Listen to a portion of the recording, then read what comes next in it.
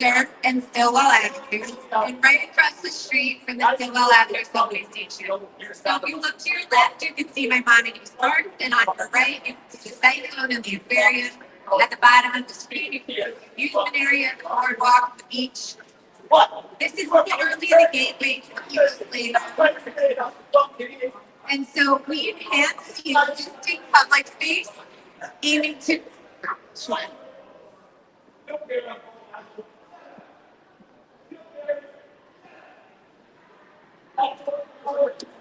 it is. Just let me know what it's. Yes.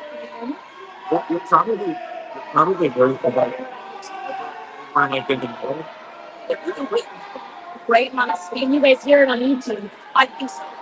It's where you just sent. I think I'll send. So I'll can do it. I'll see if I can. All right, so I'm gonna go over there and stand. I can't hear. What's speaking? There you go. You don't have to hold up here. So they don't need camera. They don't stand. That's why. Okay, I can turn off like a. Yes. Okay. So we have enhanced the existing public space, aiming to draw people into the existing amusement area, which will be as it exists today. So we are making 100-foot wide Stillwell Avenue completely pedestrianized. We are contributing our property to expand West 12th Street for vehicles and pedestrians. And we are keeping West 15th Street open for public use just as it is today. Almost all of these streets will be lined at grade with street-facing, small-scale retail, food and beverage spaces that lead visitors directly to and through to Wonder Wheel Way, to the existing amusement area, to the beach, and the boardwalk.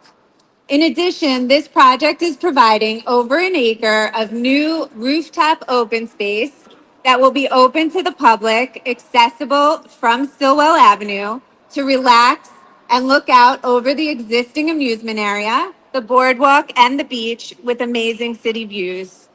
This project is an entertainment complex, and the casino itself makes up only about 25%, and it's located on the upper floors. The other uses include a 500-key resort hotel, a convention center, a 2,400-seat entertainment venue, a 1,500-space parking garage, as well as restaurants and retail. Thank you.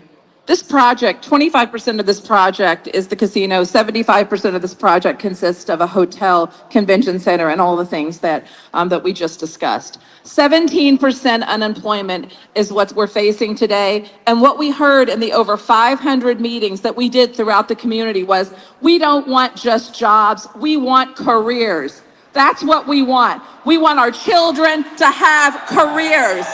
That's what we want. And we're here to provide that. That's right. Inclusivity starts on day one with our hiring practices. Job fairs hosted across the community, culinary operations and hospitality training programs, and formal local hiring practices for union jobs with great pay and benefits.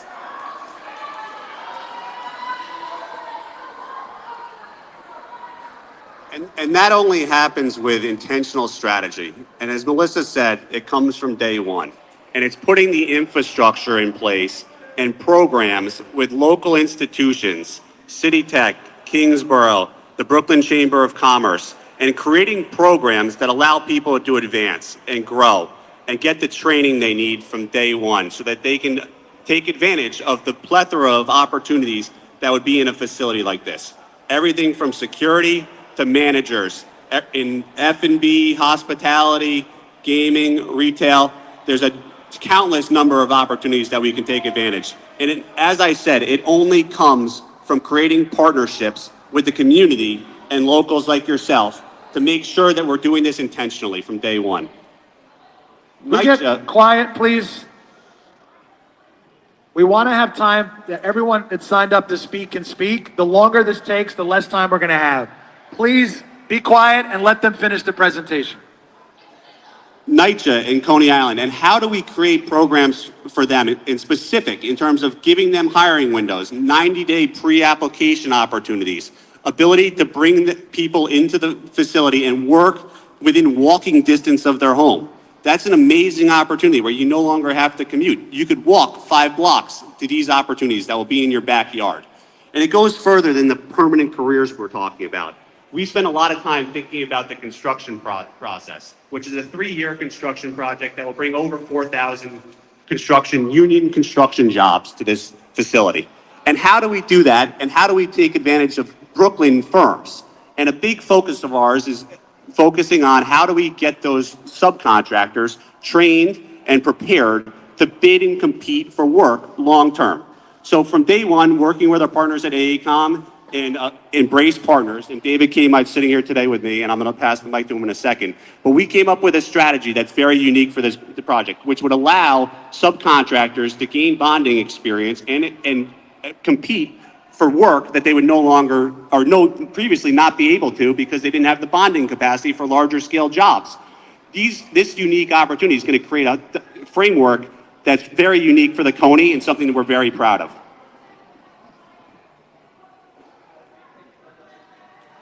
Hi there, my name is David Kmite. I'm from Embrace Partners. I am an MBE myself. So relative to this opportunity, I want to share with you that Thor Equities has taken a very innovative approach to this project. What we will bring to the table is we will train over 800 contractors, and we are scheduled to have over 300 bonded contractors in the local community on this project.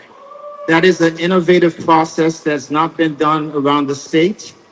And Embrace is committed to helping contractors learn how to be bonded, to participate on several iterations of the project, and hire locally.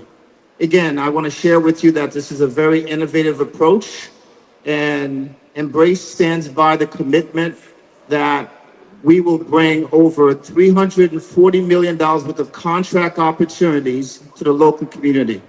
Thank you. The Coney Commitment Program, there's a lot of conversation about jobs, contractors, union jobs, construction jobs, operations jobs.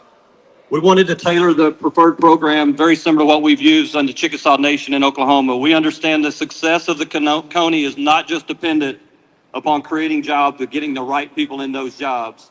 Degree jobs, non-degree jobs, internships, high school diplomas. Anyone will be open to be part of the whole workforce program that's going to tap into the NYCHA community and other surrounding communities.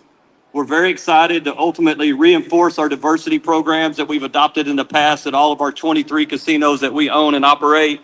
And we're going to use those and mirror those and learn from what we've done in the past and make it a much brighter and more committed program to the Coney here in New York City, in the Brooklyn, baby. So before I say my piece on this part, I just want to remind or let everybody know what my presence here represents. It represents myself and my family's continued commitment to ensuring that minorities, MWBEs, are present and represented in large-scale projects like this.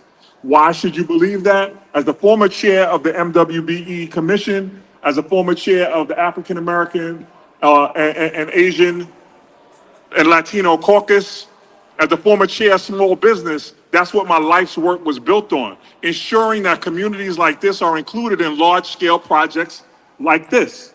So I don't want anybody confused about why I'm here and what my mission is. My mission is, as it's always been, and my family's mission is, as it's always been, to make sure that large-scale projects like this, it just happens to be Coney Island now, but large-scale projects like this, we're represented as communities of color. Everything from the construction phase to the hotel phase, that we are present and that our communities flourish and thrive based on the economic development that these projects bring. So I want to remind you though, the Coney is endorsed by local organizations, small businesses, schools, NYCHA and tenant leaders.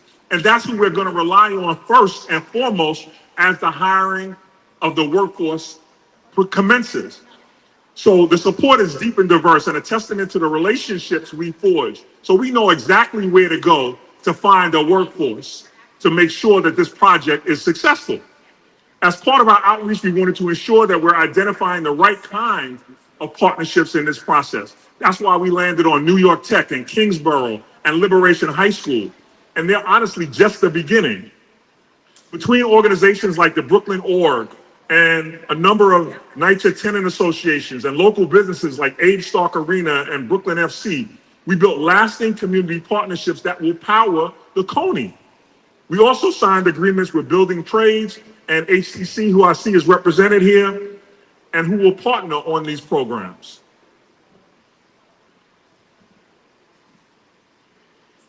It was important for us in putting this together that we not only focus on those who come to gamble, but also the locals and the tourists. We wanted to create a space where shows for locals, they would be like to see those. We'd have a 25,000 square foot entertainment space. We'll have 20 plus world-class restaurants, and we'll have up to 116,000 square feet of convention space. This is convention space that will once again bring in groups from outside into the Brooklyn area that will create economic development and incremental jobs. The district's economic ripple is real. It's actually bigger than a ripple. This is going to be a tidal wave that's associated with this project. You've heard it, 10,000 jobs, over $500 million of annual operating costs will be spent on an annual basis that will ultimately create new jobs, new opportunities for anyone that wants to be associated with it. Over $1.6 billion will be added into the local community. It's not just about the Coney Island either. This is going to ultimately reach much further than just Coney Island into the Brooklyn area and everything associated around it. A terrific opportunity with a tremendous commitment to the trust fund. It's going to be a remarkable investment back in the community, over $200 million. So I want to take a second and talk about traffic. Traffic's been probably the number one concern we've heard from community residents along the way, and it's our concern too, and in how to solve it, right? And it starts with a strategy that we've been thinking about. Working with our engineering team, we've thought about a multimodal transit strategy, right? How do you get people out of automobiles and to take mass transit? And subway enhancements, there are 4 subway lines that come to Coney Island, right? Today, it's not reliable. There's safety concerns. Making the subway experience a safe and reliable service with express service from downtown Brooklyn will create an alternative transit option for people to get to Coney Island, and they'll use it because New Yorkers take the subway. Ferry service to Coney Island, which has been talked about for years. Yes, Lucy, it's been talked about for years. And I think everybody here wants a ferry. Does anybody not want a ferry in Coney Island? Let's finally make it happen, right? And there's a pier there. And it's a great opportunity to bring people to Coney Island via ferry. Why not? Bus service and solving, and that goes on top of the infrastructure improvements we're making, getting people from the Belt Parkway at all the intersections, but creating a multimodal transit strategy is at the heart of our plan.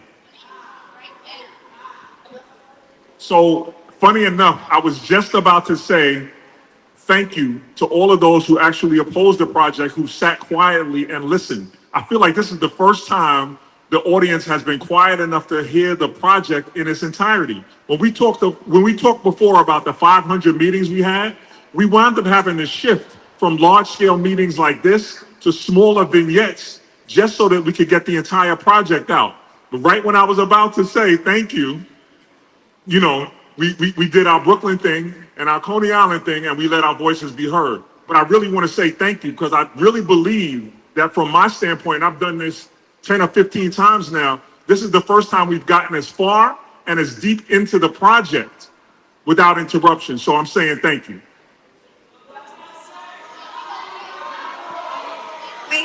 Wait. We're not done.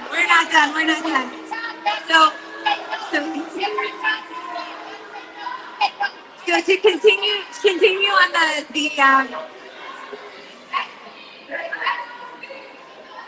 okay. So to continue on the traffic discussion. At the last CAC meeting, one of the members had stated that the off-site parking lots that we had identified were going to be replaced by new development or that they did not even exist. So we went back immediately and studied this, of course, and we found that this statement was not true. Of the sites that we identified that will be developed, they will all require the same or more parking post-development. And in one of the cases, potentially 400 more parking spaces than previously existed. So while we were restudying this area, we even ended up finding more parking lots than we previously identified a year ago, which was actually extremely helpful and resulted in additional 450 parking spaces being identified. So this is all in addition to the 1,500 on-site parking spaces that our project is already providing. So if anything, there will be more parking capacity around this project than we previously contemplated and not less. And that's also, when you take into consideration the multimodal traffic plan that Peter just described, we think that will be adequately suitable to provide parking for the area.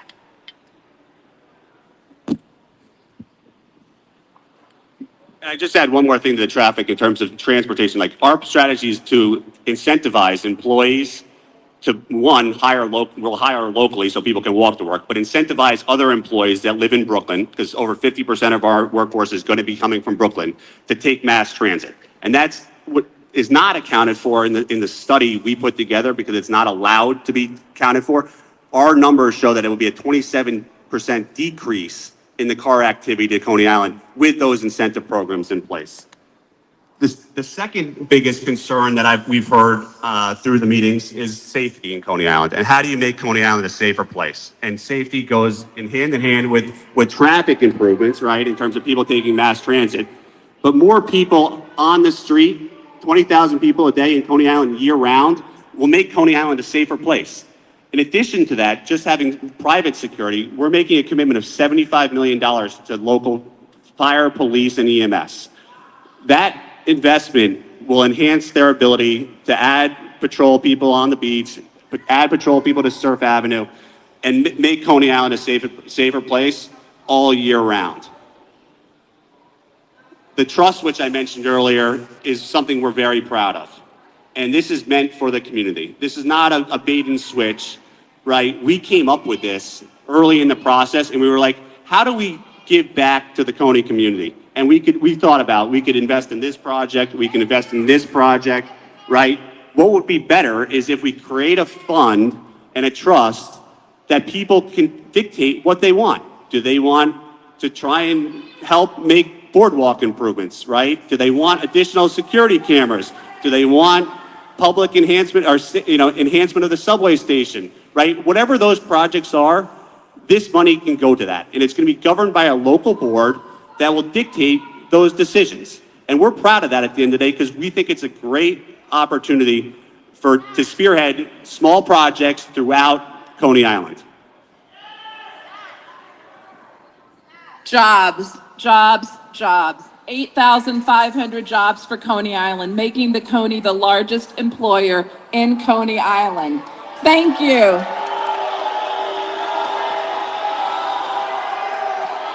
Thank you. And thank you to the CAC. This concludes our presentation.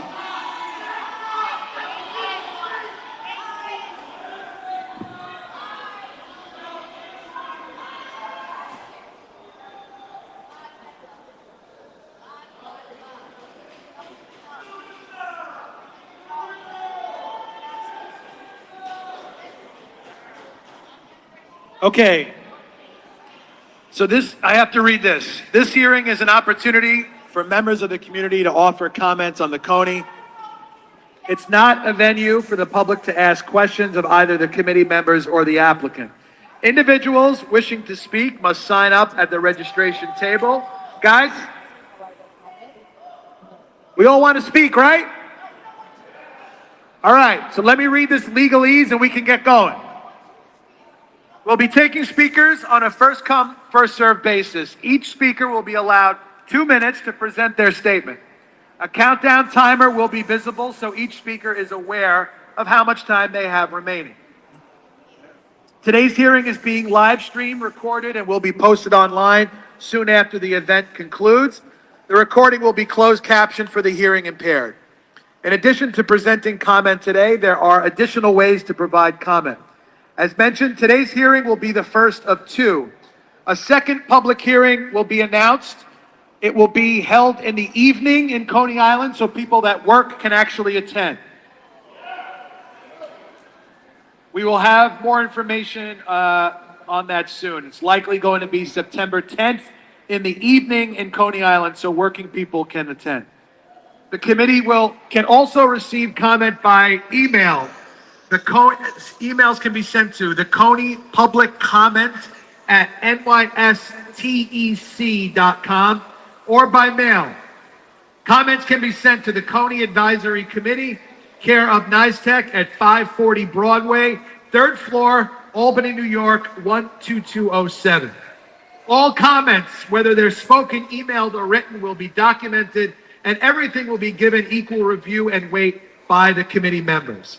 While there is no deadline for submitting comments, please note that this committee must complete its work by September 30th, 2025. Those wishing to submit comments are advised to do so ASAP.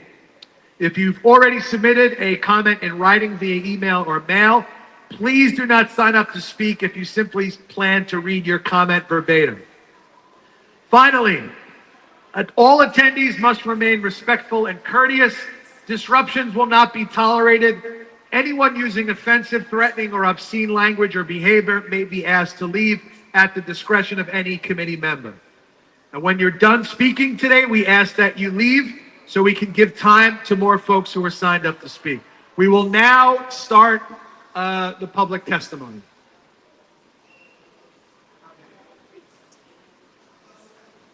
Thank you, everybody. If we can get numbers 1 through 5 at the microphone, please.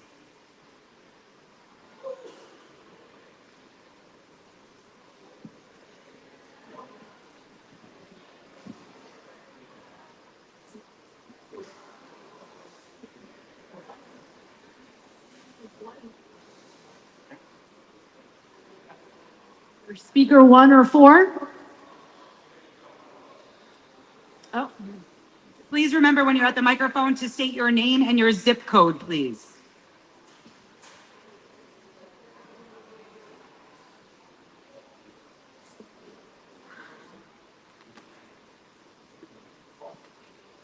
We're just waiting for the timer.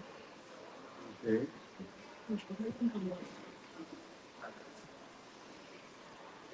Take your number. Planning on giving you.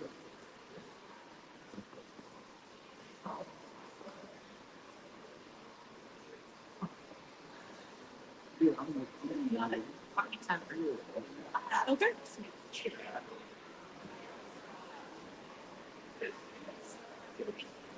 We're all set. They're gonna time you. Ready? Andrew, are you okay with the timer? I'll keep the time over here for now. Yeah. Okay. You want to go for it? All right. Go ahead. Hi, Mr. Councilman, members of the panel. My name is Manny Kennedy. I have been a resident of Coney Island for 80 years. I have served my community for a number of 80 years. I ask in all due respect that we examine this program and so forth with building of this casino in Coney Island. It will. I am a member of PPE, People for Political Economic Development, which asks the council and members of this panel to start training programs for the young people out here and set up housing programs for senior citizens. We beg you to let this thing come true so we have a future of grown people coming to the reality of life. We need this in Coney Island. A lot of people who do not live in Coney Island share the same perception. Everybody will benefit. Please let this thing come true. Thank you.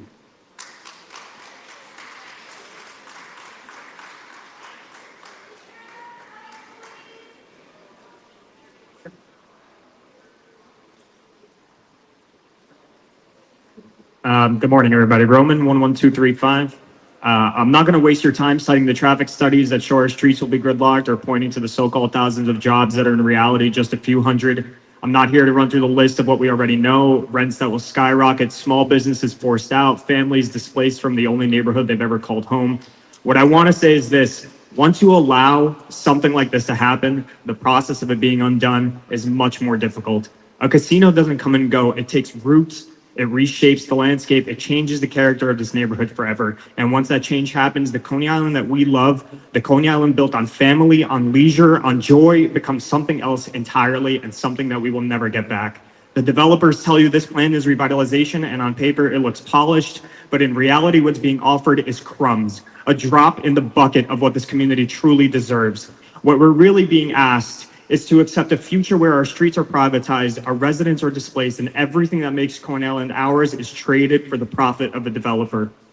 Justin, I want to thank you for the good you've done for this community. I know this isn't goodbye, but I also know one thing people will never forget is how you cast your vote on this proposal. That decision will stay with you forever. And that's true for everyone sitting on this council today. You have a voice where we don't. You have a vote where we can only plead, and that vote will forever change the future of this neighborhood. So I ask you, will you stand with us, your constituents, your neighbors, your voters, the families who built this neighborhood, and the generations who will come after us? Or will you stand with those who see Coney Island not as a community, but as a way to make money off of our vulnerabilities? Reject this proposal, because Coney Island doesn't need a casino. It needs its community, and that's something worth fighting for.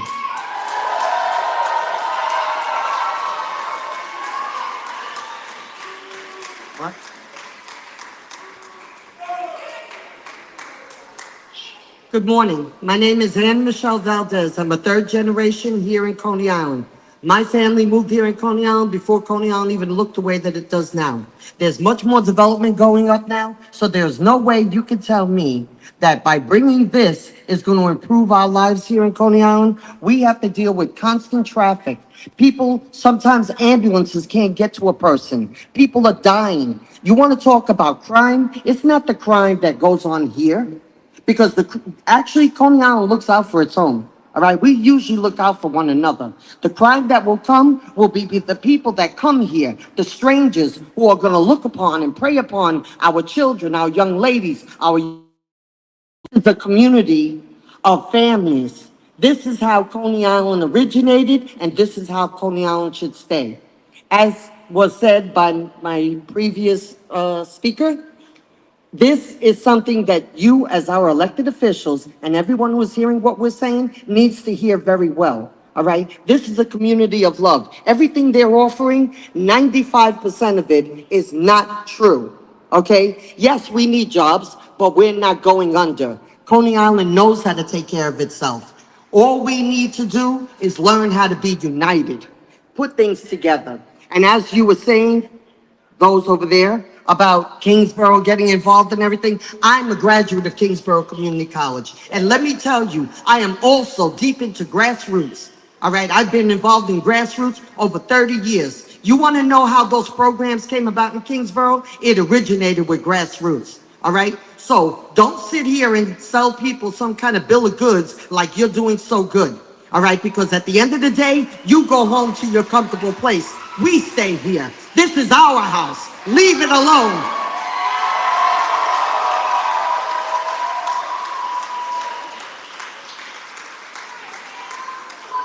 Good morning, everyone. My name is N. Soa Stewart. I'm a longtime Coney Island resident. I am the owner of Universal Progressive Construction Corp. I am an MWB city and state certified. I sat down with the Coney. I sat down with them. I tried to make some deal. I worked for ACOM before. My name is on the list, and I am a NYCHA resident. So they did this whole presentation about how they're looking for contractors, subcontractors. I'm here. I'm here. I'm here. Now, let's get into PS 90, which is one block away. We have a pre-K to 5th grade. They just said this whole plan about West 12th Street. Where's the plan for PS 90? Where's the plan to ensure our children will not be pushed into prostitution. As a regular woman, every day you get approached by men. All types of stuff happens. Now, when you put this casino here, what the heck do you think is going to happen? We got teenagers walking from Lincoln High School and from 303, and I'm feeling like this is getting a little bit weird to me. I'm feeling weird energy, and I feel like my children are being put on the line. Stop playing with us, stop playing with our children, and stop playing with me as an MWBE state and city certified contractor. Thank you so much.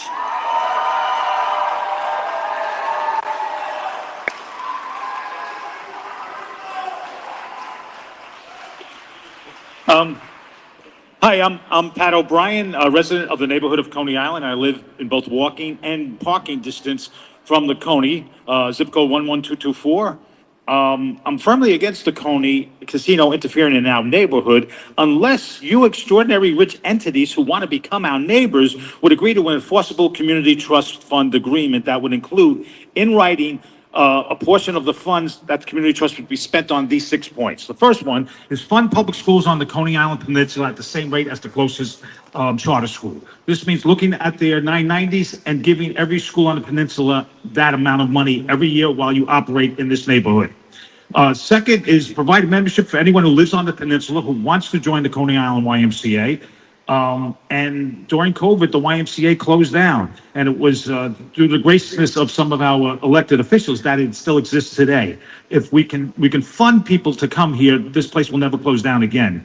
Third, provide tenant associations on the peninsula funding that you and the tenant associations agree with that will enhance the living in those communities. Four, fund local libraries on the peninsula so they can have additional hours and technologies that will be state of the art. And five, fund business improvement district along Mermaid and Surf Avenue so that none of the local merchants have to use their hard-earned income to improve the streets that they operate on. This will be a wonderfully, relatively inexpensive gesture the Coney can make to enhance the merchants of Mermaid and Surf by not having them to have to share in the cost of the bid. And I just want to say, it is said that 3 licenses are available, but most of us believe Yonkers and Aqueduct will get 2 of them. So there's really only 1 license available. I do believe that you powerful entities behind the Coney have a great chance of getting that 1 license if you convince the New York State licensing authorities that you are truly behind our community by forcefully advocating for an enforceable community trust agreement, at least for some of the funds. That will go a long way in preventing this neighborhood from becoming the next Atlantic City. Thank you. Can we get numbers 6 through 10 to the microphone, please? 6 through 10 to the microphone.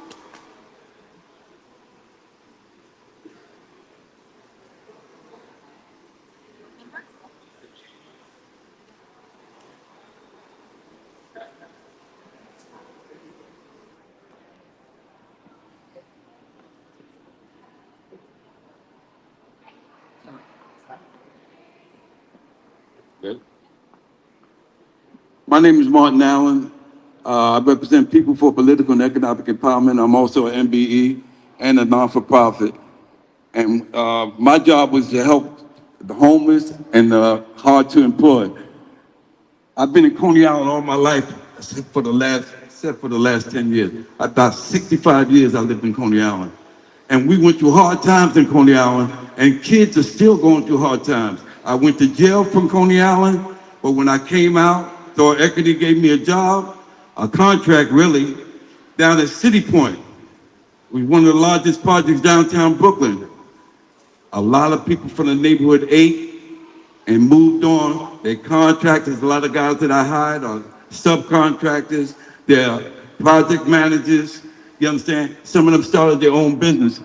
The people in Coney Island, especially the youth, they need an opportunity to let somebody give them a chance so that they can build something for themselves. Thank you.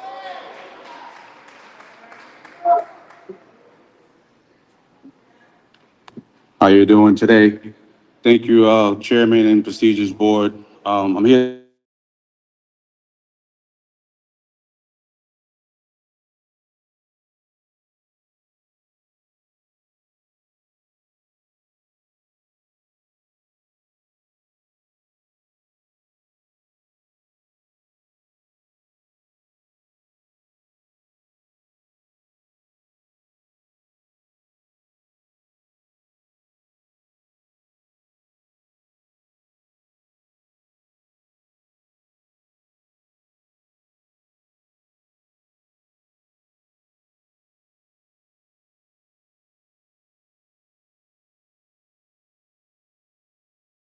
to the local residents. That's how this project will lift everyone up. With 17% of unemployment, the development will be a lifeline that will become the largest employer in South Brooklyn, offering real career paths and economic opportunities and benefits go beyond employment. This project includes infrastructure improvement, modernizing roads, transits, and public spaces, residents and visitors alike. Let's move forward with this project that empowers and strengthens community and build better future for Coney Island and residents to come. Thank you for your time.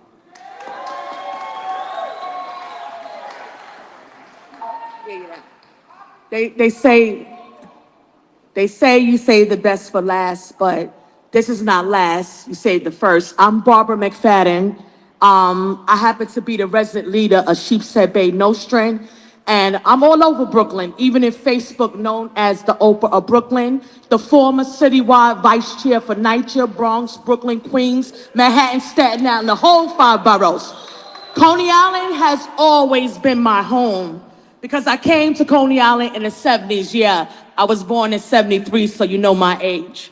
And one of the things that my mom and dad used to always do in Brownsville, coming off of Hopkinson Street, which is now known as Thomas Baldwin by the 73rd Precinct, my dad religiously used to always take us to Coney Island. And one thing I always complained about, I said, Dad, we go to Coney Island, there was never a casino, but we always had to go to Atlantic City. I love Atlantic City, but Coney Island is Brooklyn, and Brooklyn is my home. Why we can't have a casino here?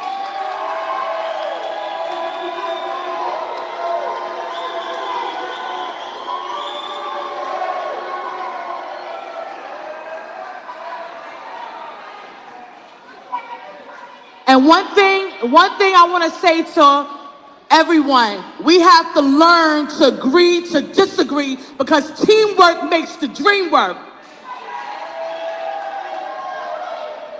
I'd rather deal with my people wanting to come to Coney Island instead of what we have now where people can't make a living in the winter.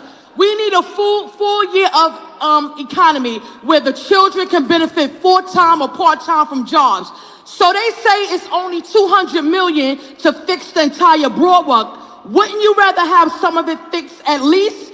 If we vote down to Coney, is Luna Park going to fix the Broadwalk? Is the Mermaid Parade going to donate all its proceeds to fixing the Broadwalk? So until then, I yell, I say yes to the casino. Barbara McFadden.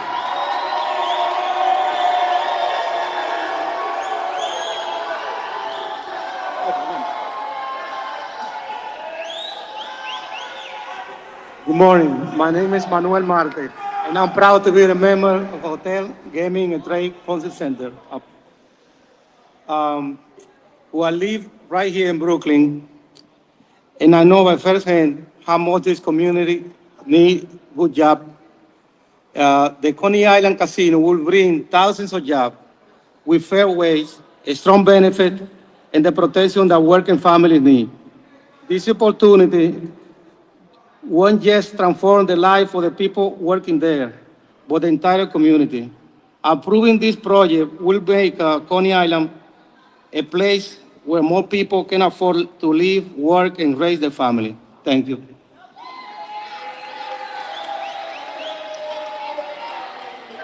I'll give it to you after.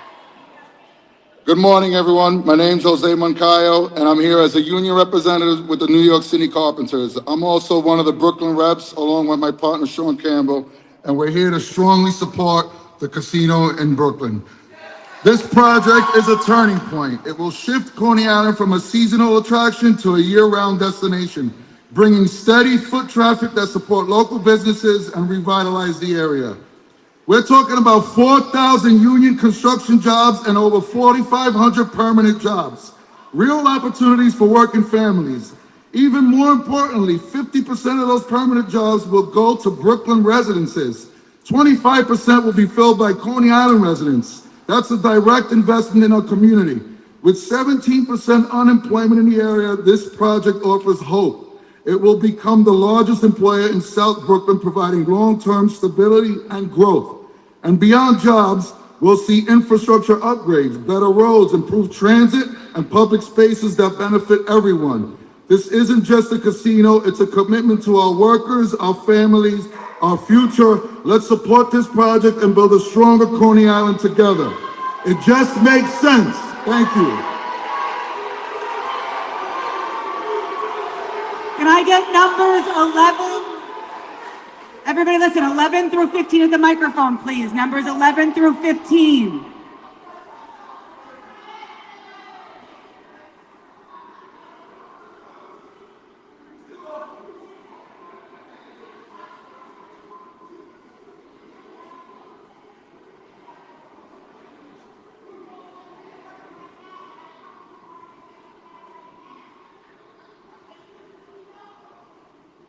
Testing. My name is Vernon B. And I've lived out here in Coney Island for 41 years.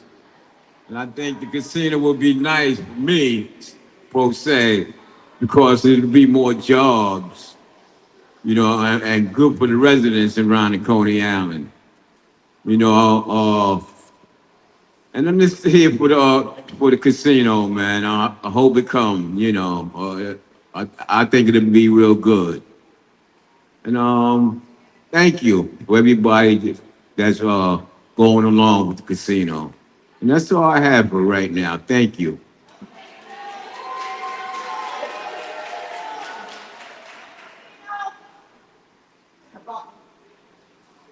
Okay, testing 1, 2, 3.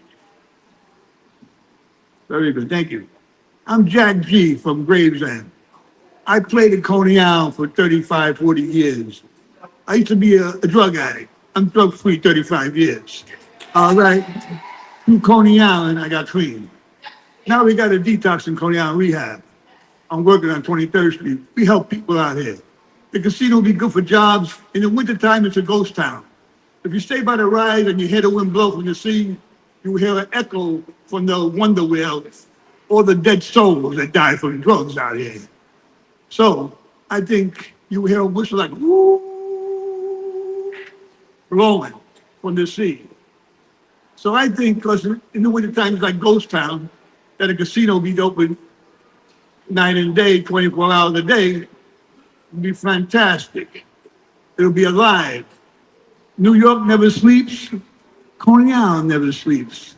Because people will be running out here in the nighttime. When you pass the rides, it's a bucket of blood. You have that casino be more excitement, more security, more NYPD. We got going on. It might be right across the street. And I think it'll be fantastic for the community to be more alive.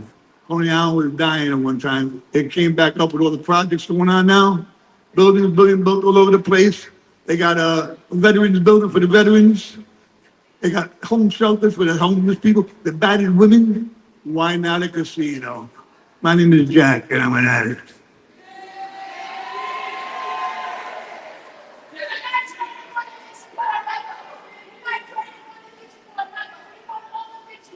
Hi, everyone.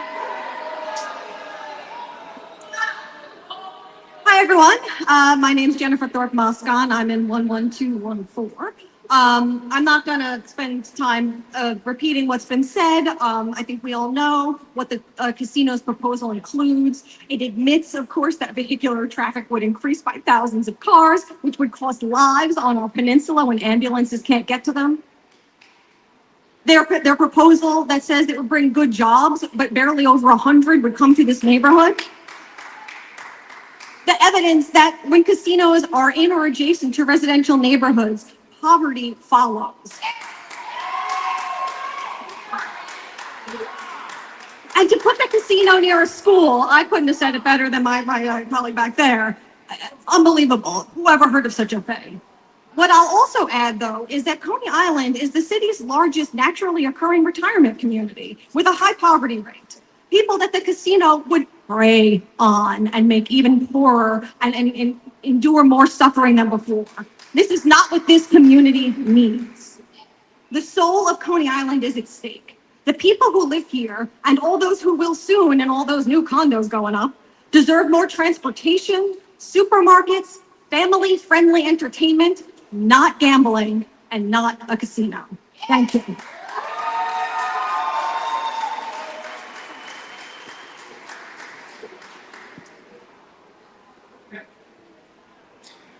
Thank you. Thank you. Can y'all hear me? Okay, my name is Garrett L. My zip code is 11235. I'm not too far from here. I've been a professional tractor trailer operator for about 30 years. And I believe that every state, except for the Virginia and a couple other states around there, don't have casino.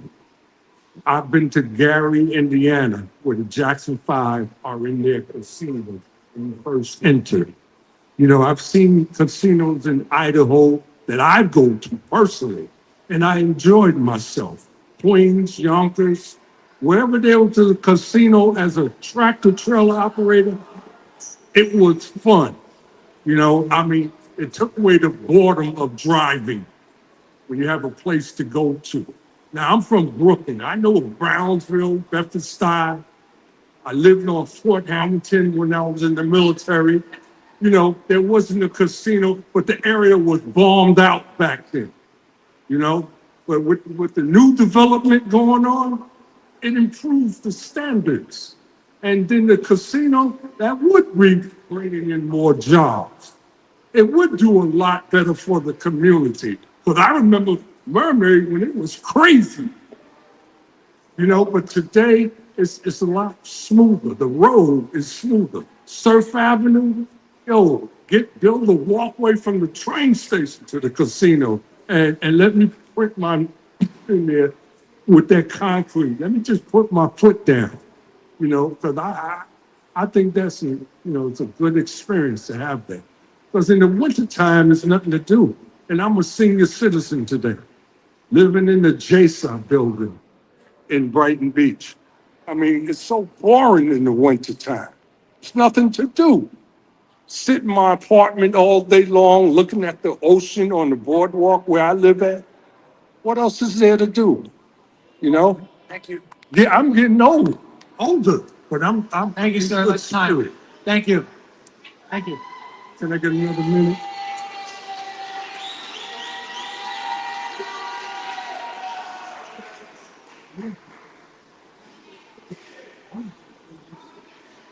Okay. Hello, everyone. I'm gonna make this short and simple.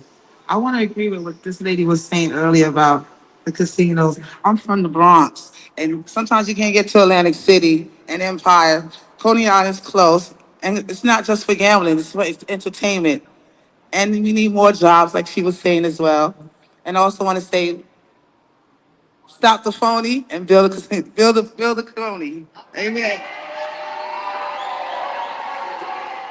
Can I get speakers 16 through 20 to the microphone, please? 16 through 20.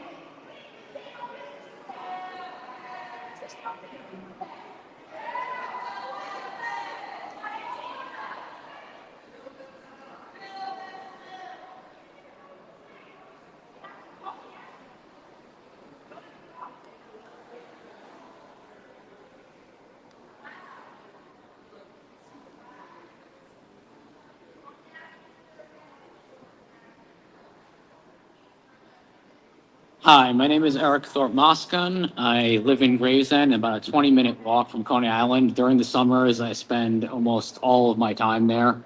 And I just want to say, it's sad that I have to keep coming back here to meetings like this and keep repeating myself and repeating what other people said like a broken record over and over again. So I'm just going to say this. All these promises that they're talking about jobs and giving back to the community and everything, the second that it becomes more profitable for them to break those promises, they're going to break those promises one by one by one by one.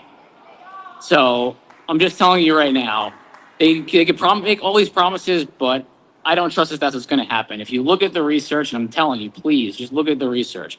Everywhere a casino pops up, the surrounding neighborhoods, they just fall to ruin. So I'm sorry I have to keep coming here and saying it, but I'm tired of saying it. I don't want to have to be here again. I got better things I need to be doing right now. Thank you.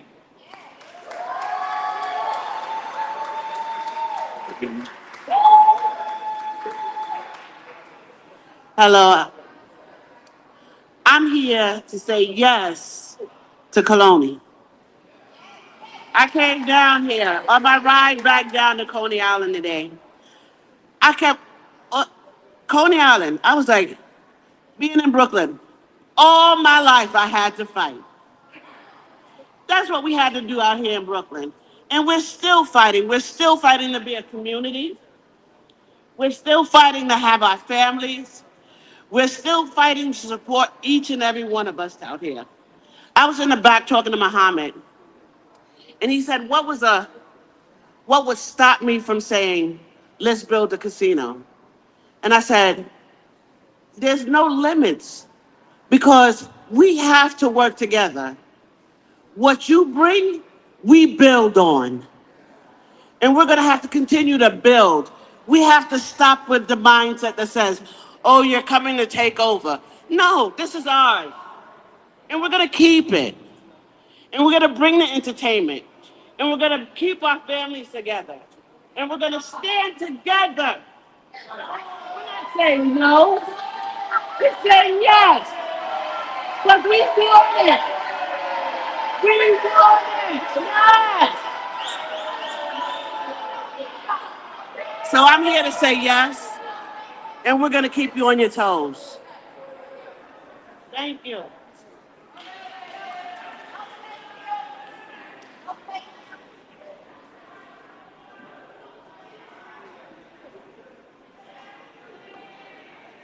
Good morning, everyone. My name is Keith Suba. I'm a long-term community resident. I was born in Coney Island Hospital, so that means I'm from the 11224, right? I'm 1966, so that should tell you my age. But I like to say yes to the casino for the simple fact is because as a child, I watched my father build Coney Island. And from that, it inspired me to get into construction. So that's all I know. The first thing I knew was the streets. And that the streets took a lot from me. So now I have an opportunity for a second chance to continue to build. So let's speak about the Coney and the individuals behind it, holding a sign. This was 2000 and maybe 11. Joe Sitz was the only person that gave me somewhere to train these youth in Coney Island for free. For free. We built, there's no lies. It's when my back is turned to you and I'm speaking to the people that have the power to make this happen. Right? So let's not be disrespectful because I can be, but I'm gonna be cordial and give people their respect. I'm gonna demand the same thing. So now back to the regular program. We need the people that have the power to make the Coney happen for us. Jobs. We need jobs for the youth.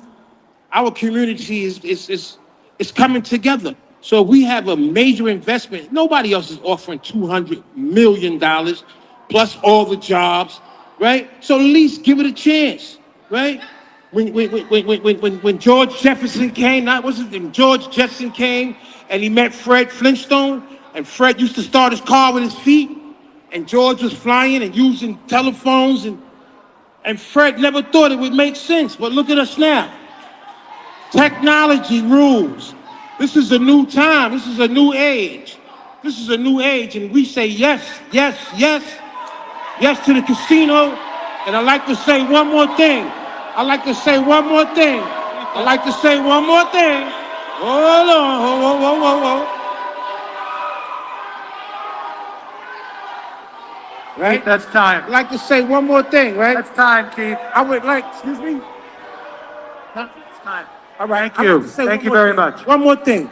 The people that are here, I'd like to see you come out and support when young men are murdered in Coney Island. If you're a part of Coney Island, come out for that. Come out for that. Support that.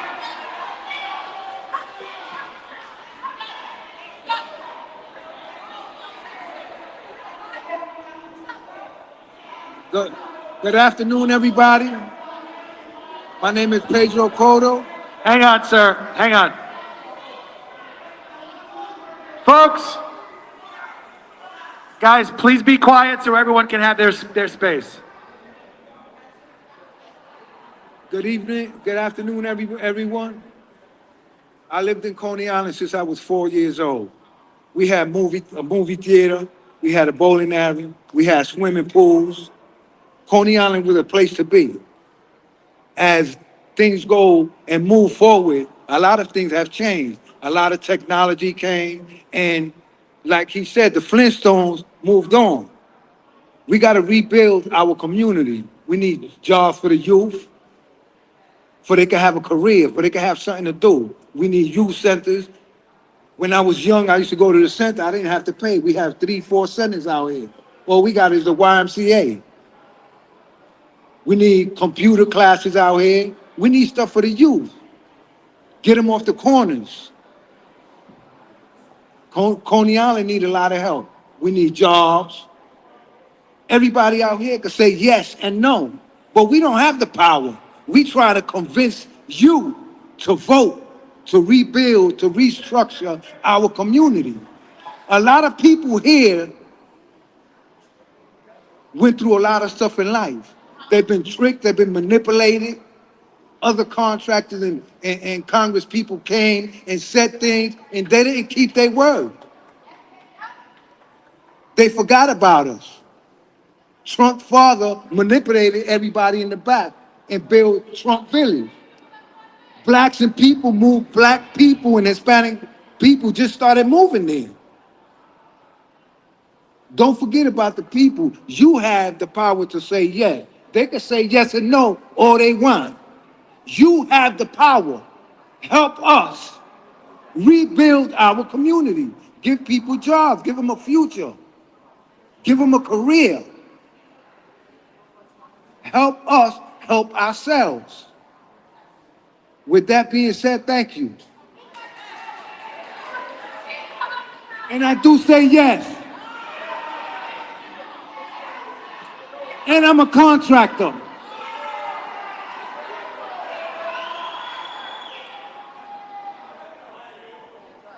Good afternoon. My name is Paula Jenkins. I'm the TA president of Marble Houses, area code 11223. And I am for the Coney. I believe that they will do what they said they're going to do. We do need jobs. We have our children on the streets selling drugs. We don't want that. They're going to jail. This way they could build something. They could raise their families when they get families. We don't need them sitting idle and the drug addicts. We don't need them turning to drug addicts, taking up and contaminating the streets. Thank you. The Coney Island project promised jobs. I hope they follow through with the jobs because I'm backing y'all. I want y'all to be with us. We are with y'all as long as you're with us. And we need that. And for the casino, year round, we need year round, something to do year round. When Coney Island closes, nothing's left. It's gonna be a ghost town. And I like to do things, so I would like the Coney Island Casino to be in place. Now, I could repeat again, if they don't do what they said they're gonna do, we could always shut that down. We have that choice. Same way we build it up, give them a chance. Everybody deserves a chance.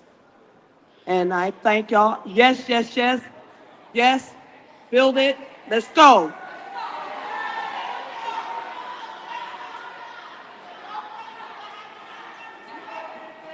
Hi there, we're going to take numbers 21 through 25 to the microphone, please. 21 through 25 to the microphone.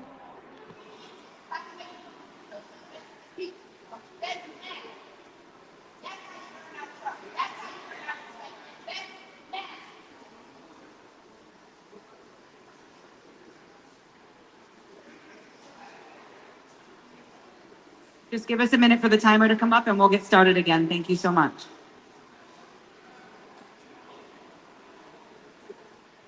Thank you.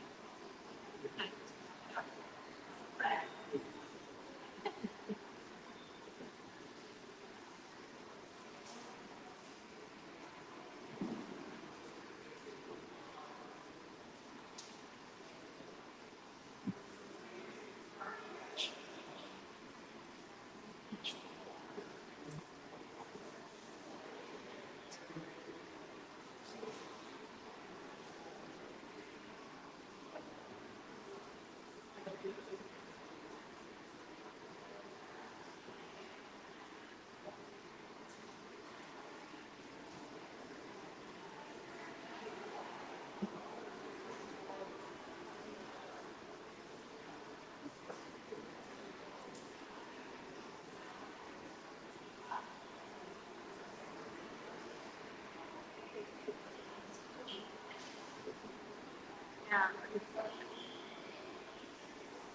can go, yeah. It's okay, I had that. All right.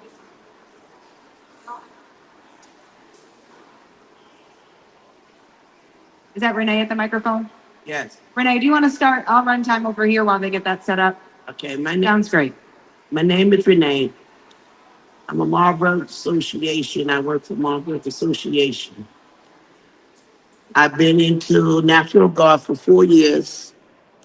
So I've seen and see how Coney Island, I was born in Coney Island. So therefore, Coney Island went down a lot. So we do need to rebuild it. We do need a casino.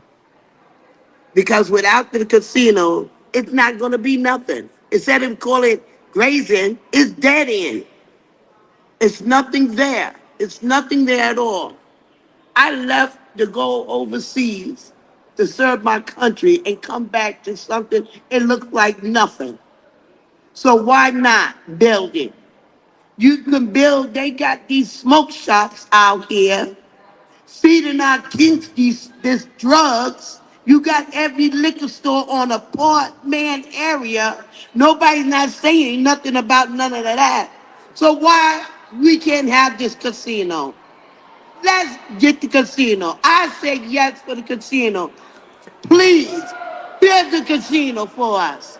Thank you so much.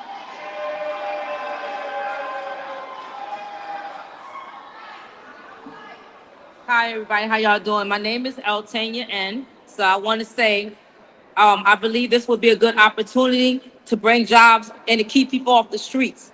I don't have anything against it. I don't care if they don't want them to build it. I think they should build it because when the Coney Island be dead, people have to go somewhere at night. They don't have nowhere to go. And then that could stop and prevent the killing from going on. So I think that would be a good opportunity. It would bring jobs. And also you say security. So I'm in the security field. So it would help and it would bring something to the community. Thank you for listening.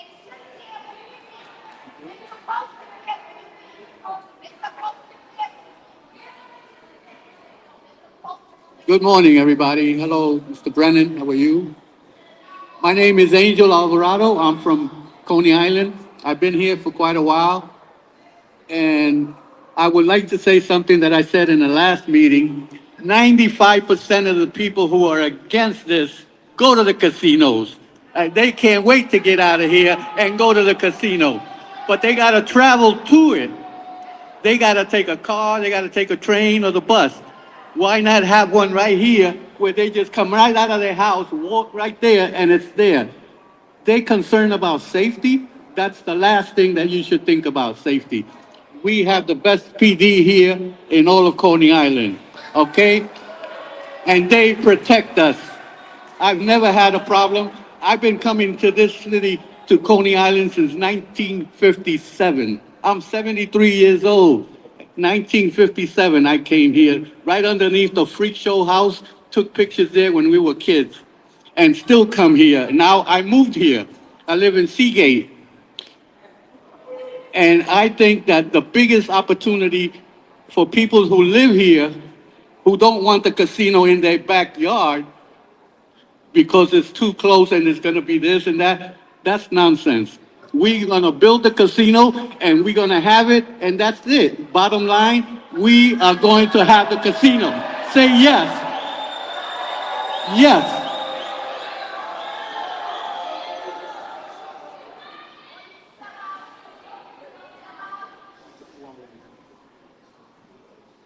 Hello, my name is Michael. I live at 11235, but I grew up in 11224. And it seems to me that this project is about 30 years too late. When Thor was buying up properties, when I was a kid in the late 70s and early 80s, when Coney Island was empty lot after empty lot, where the fire trucks would go multiple times a day to put out fires, that was the time to build something. Now that the area is finally coming back after, yes, a few years, now you want to take those businesses, take those stores that are finally here on the corners of Stillwell and raise them and ruin their businesses. Now you want to build this project. I also find it interesting about the transportation that for fighting for express service for years and fighting for more parking for years, that it's going to take a casino to get us an express train into this area is ridiculous. Also, you're dealing with the city at that point, so I don't think you can promise an express subway train coming through here just like that. So that's a lot to think about as well. And no child growing up ever said to their parents before they went to bed, I wish I can work in the casino as a dealer or cleaning the bathroom. Said no child ever. Thank you.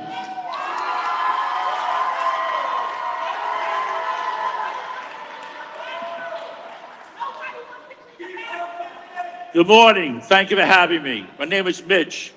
I've been a resident of Coney Island for the past 60 years of my 61 years of life. I also had the privilege of serving the Coney Island's residents of Coney Island for 25 years as a proud NYPD school safety agent. Worked at all the schools in Coney Island, 329, 188, PS 90, 303, Mark Twain, Lincoln, Dewey. The list goes on. There are several reasons why I'm opposed to a casino in Coney Island. First, of course, the traffic. There's no way you're going to have a casino with buses, trucks, and cars, because we know the whales don't take the city transit. There's also 2 ways in, 2 ways out of Coney Island. Cropsey Avenue and Ocean Parkway. So good luck with that. The overcrowded areas between the Brooklyn Cyclones. Picture this, Friday night, summer night, Friday night fireworks, Cyclone game, casino, with Hot Nathan's, the beach, and the casino with all that traffic, good luck. You know, the usual, prostitution, drugs, loan sharking, it's all gonna be back. We've fought for years. Sandy didn't destroy us. The crack epidemic didn't destroy us. We're not going to let a casino destroy us. Most of the Coney Island people are on a fixed income. They're going to take whatever's left over and bet on black or red and lose their savings. But you're greedy. All of you who want the casino are greedy. You're not going to have it on my back. Thank you for your time and best of luck in Coney Island. Can I get numbers 26 through 30 to the microphone, please? Numbers 26 through 30 to the microphone. Please keep your applause to a minimum. Thank you.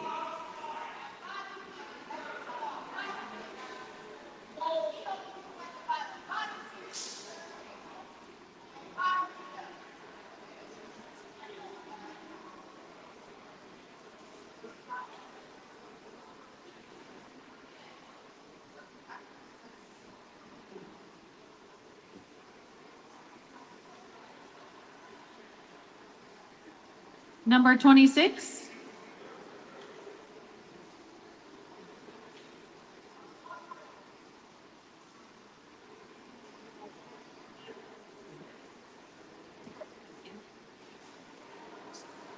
Hello, my name is Samantha Nera. My zip code is 11224. I'm a polar bear here in Coney Island, and I live on 20th Street with my husband. I'm begging you not to approve this casino due to the traffic it will cause. You see, my husband has brain cancer, and over the last year, I've had to call an ambulance for his 3 grand mal seizures 3 times. One of those times, the traffic was so bad the EMTs could not reach us due to a baseball game. The fire department was sent, and all they could do was sit with me until the EMTs got there. I fear that this casino will cause people like my husband to die.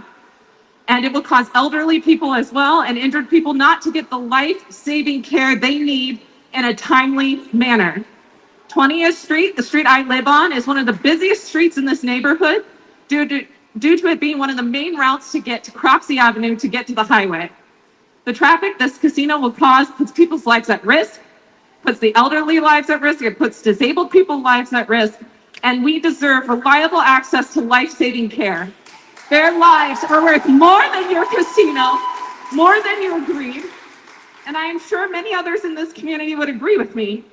So again, I'm begging you not to do this because this traffic would literally kill people like my husband and would deny them the care they need. That's all I have to say.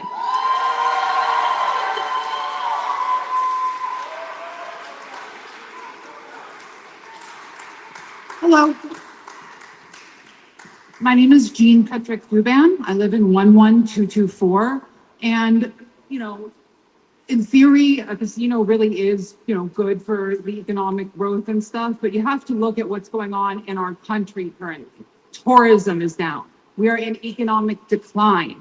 People aren't coming here to spend their money. And even if they do, want to come to the United States for whatever reason, once Trump's militarized police are running around New York City making trouble for everybody, nobody's going to want to be here to spend their money and their free time. And if you don't think that's coming, you're in denial. So I'm firmly against the casino because the only thing I believe it would bring are construction jobs. I'd like to point out the Atlantic Yard scandal when in 2003 they said they were going to, build the stadium, but also all this affordable housing and, blah, blah, blah. And then they didn't for their deadline. And not only that, they were threatened with fines, but never fined. The New York State and Kathy Hochul just wavered the fines again and again. So they moved in, they built the big, thing for all the performances, but no affordable housing. You cannot believe the billionaire class when they make promises, because you have billions, you're allowed to break the law and you're allowed to break your promises. And that's the country we live in right now. And if you don't believe that, you're in denial. Thank you for your time.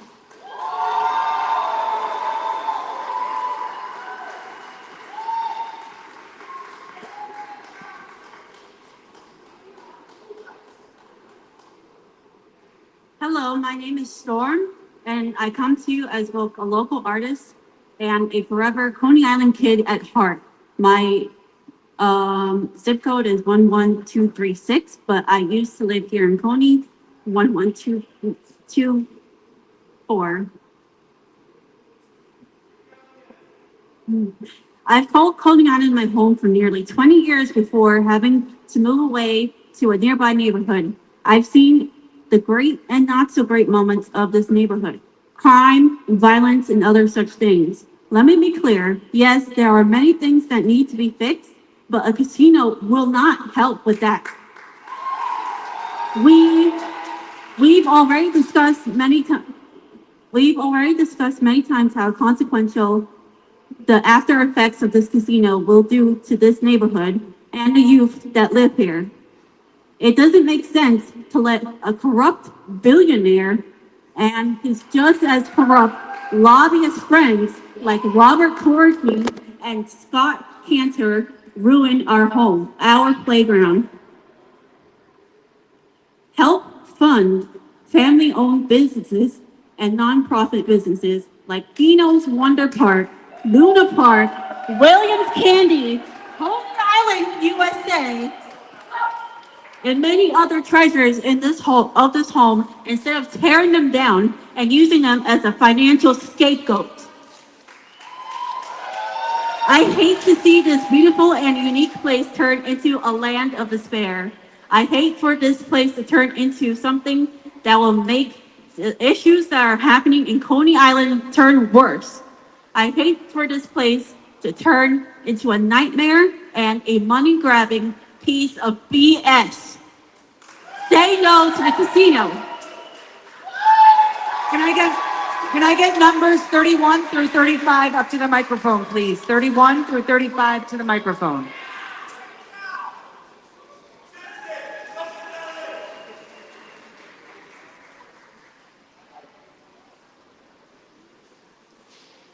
Number 31, you can go ahead. Thank you. Good morning, everyone, and thank you for your time. I am a fourth generation resident, born and raised in this area. My grandmother was in the first graduating class of PS 188. My mother and her twin sister were born around the corner in the house on Mermaid Avenue. Was raised in Coney Island houses across the street, and as a teenager worked in Astroland and other parts of Coney Island. And currently in West Brighton, right down the street. I can walk here, and I do. I'm against the casino. This, thank you. Coney Island is an area for residents. Coney Island, the amusement park, is the people's playground. That means all the people. When you see people coming down here, it's families with children. Casinos are not for children. We want something that's year-round for this community, absolutely. But who is coming year-round for a casino? More adults. There's not for families. The other thing I observe in this area, which is a residential community, is more and more high-rises being built. It is overcrowded now. There's too much traffic now. And guess who's moving into these buildings is more and more families who don't want to live and should not be living across the street from a casino. That's not the community that we're trying to build here in Coney Island. I say yes to a stronger Coney Island, but no to a casino, because a casino is not going to build a stronger community here in Coney Island. So please vote no. Thank you very much for your time.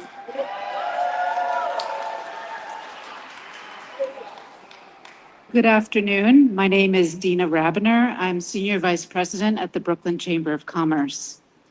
On behalf of the Brooklyn Chamber of Commerce, the borough's leading business association serving over 1,500 members, we offer our support for the Coney development. New York created a major economic opportunity when voters approved the expansion of gaming in 2013 via an amendment to our state constitution. The Coney project represents one of the most significant private investments in Brooklyn in decades, bringing thousands of good-paying, permanent, year-round jobs to a community that has long faced seasonal employment challenges. Beyond direct jobs, this project will generate opportunities for local small businesses, from restaurants to contractors to cultural organizations, by driving steady foot traffic to Coney Island year-round. Post-COVID, Brooklyn has led New York City's recovery. A Coney Island casino and entertainment district is a logical next step to keep our borough competitive, ensuring that Brooklyn remains at the forefront of tourism, hospitality, and entertainment. Coney Island is already a destination with its amusement parks, beaches, concerts, and sporting events. This project builds on that foundation, strengthening Coney's position as a world-class attraction. One of the most transformational aspects of this project is the creation of a $200 million community trust fund funded entirely by the Coney. What makes this fund different is who controls it, a local board of directors made up of elected officials, NYCHA tenant leaders, and community leaders from Coney Island. This means decisions will be made by the community and for the community, whether it's safety initiatives, education support, infrastructure upgrades, resiliency measures, or economic development programs. The money stays right here in Coney Island. This is a once-in-a-generation opportunity to transform Coney Island from a seasonal destination into a year-round economic anchor for Brooklyn. Thank you.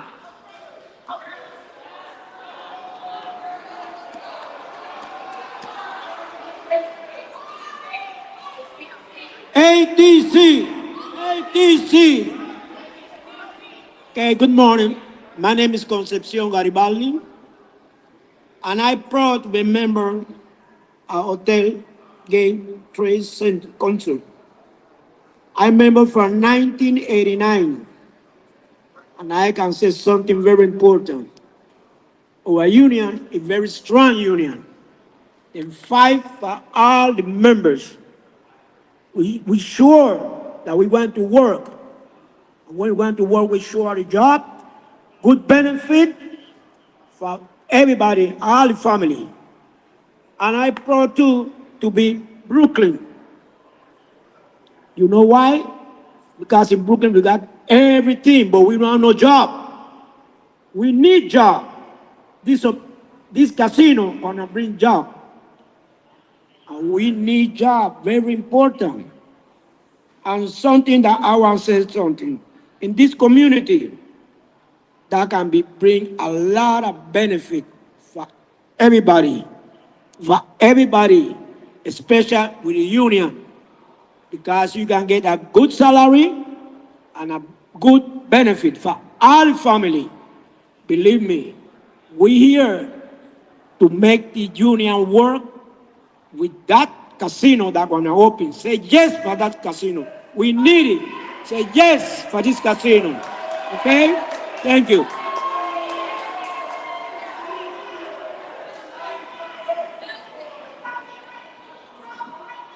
Good afternoon. My name is Gil Seigler. I'm Vice Chair of the Brooklyn Chamber of Commerce. I'm here to support the casino development, realizing that development will bring great economic opportunity and development to Southern Brooklyn. If we look at downtown Brooklyn, what the Barclays Center had done, what Metro Center has done before that, we need that down here in Southern Brooklyn. We need to develop the area. We need constant aside from the jobs and the investment, we need year-round traffic to help support our local businesses. We have tremendous vacancies throughout Southern Brooklyn. This will invigorate, bring us hotel space, convention space, entertainment space, and help increase public safety and public transportation. So on behalf of the local businesses that make up the Brooklyn Chamber of Commerce, over 1,400 members who voted in support of the casino, we are here to support and express our support for the casino. Thank you.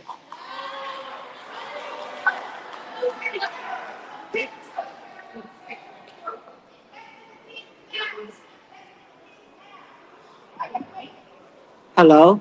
Hi, my name is Julia Danby. I've held a lot of titles in this community, but one that I still hold right now is I am a community resident. I've been in Coney Island over 60 years. Whether we build it up, secure it up, clean it up, there's gonna be a job for everybody who needs a job, okay, regardless of what. There's a lot of other projects that came here that offered us nothing. We weren't asked. I don't see how we're gonna let $200 million that's gonna come to the community go. We need it.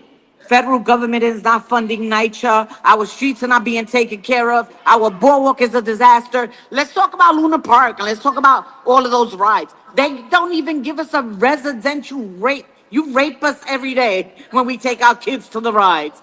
We get no discounts. So you don't offer us anything at all. Oh, I want to say, I'm very disappointed. You know, Alex, I love you, Alec Procrasti. But everybody on that board, CAC, should be neutral. We know that there's already 2 people on there that's a straight up no. That should have been checked from the beginning. Everybody on that board should be neutral. That way you listen to both sides and you weigh it out. And you make a conscious decision. Because the same way you elected officials are down with the no, I'm also your constituent as well. And you got to look at me the same way you look at them. I count just as much as they do. I'm a senior. I'm disabled, as you could see. But I think it's a good thing. A leader like me is going to make sure that these jobs stay available for who the Coney said they were. Who they said they were. We're here. Why not us first? It's going to be that way if you want it. If you want it. Because you could offer certain neighborhoods millions and they still don't come out. Just like Keith said, my nephew was murdered. Look at the influx of people who came out. This is more important than a kid being murdered. Let's stop it. Let's stop it. Let's stop it. Thank you. Can I get numbers? Can I get numbers 36 through 40, please? Excuse me, can I get numbers 36 through 40 to the microphone? Thank you.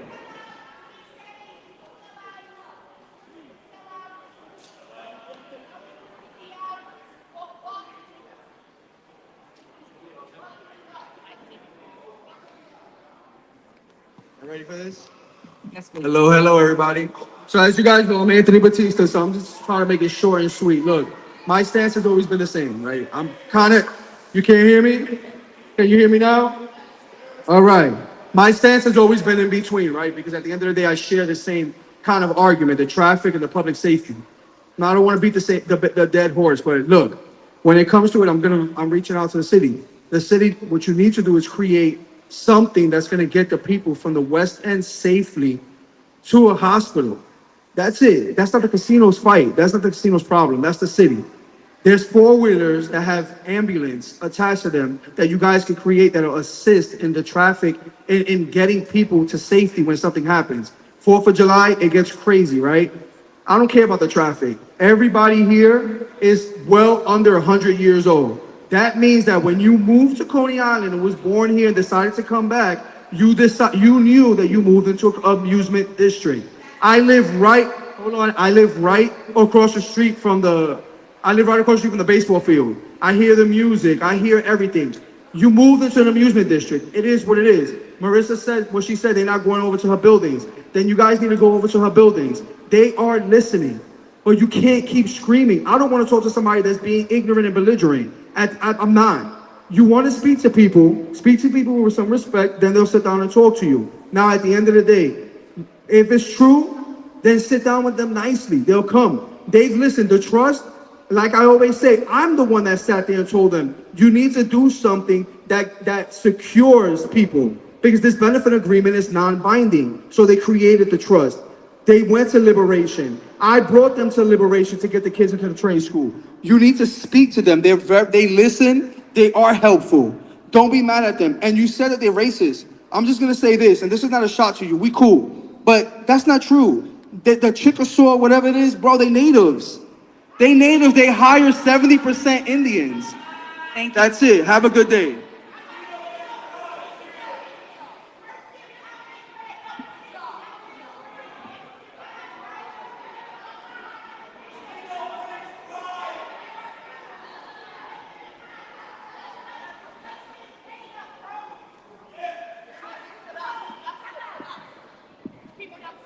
My name is Al Wilson. Al Bamonte. I guess my father traded me off to the Italians when I was born. I am from the casino that you all tried to put in. Mashantucket, Foxwoods. Over 25 years, my father, retired federal police officer, I gave him the job.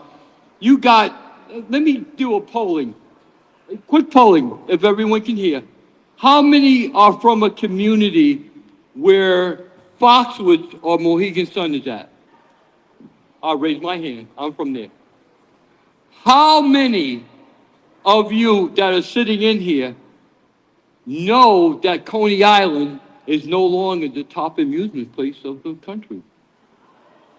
How many of you in here that are looking to give somebody a job and don't even have a manufacturing business? So let's talk.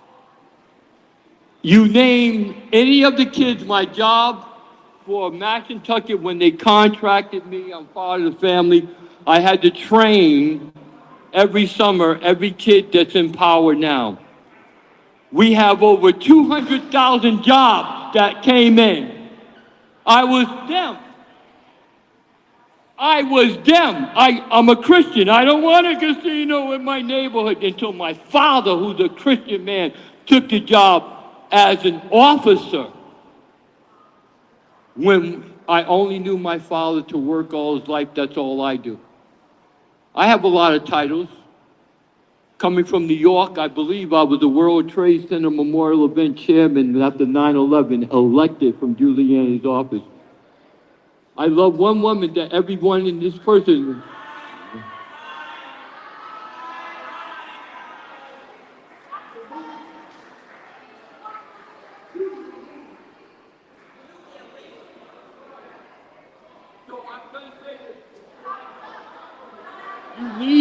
You need a casino. Sir, thank you for your time. Because the money that is going to come in, I don't need you to shut me off. The money that is going to come into this community is right now needed.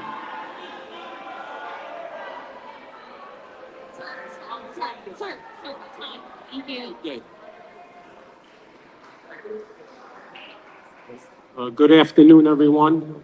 To my esteemed colleagues on the CAC. My name is Jeff Sanroff. I'm chairperson of CB13. The community board represents hundreds of thousands of residents from Seagate, Coney Island, Brighton Beach, Gravesend, and parts of Bath Beach.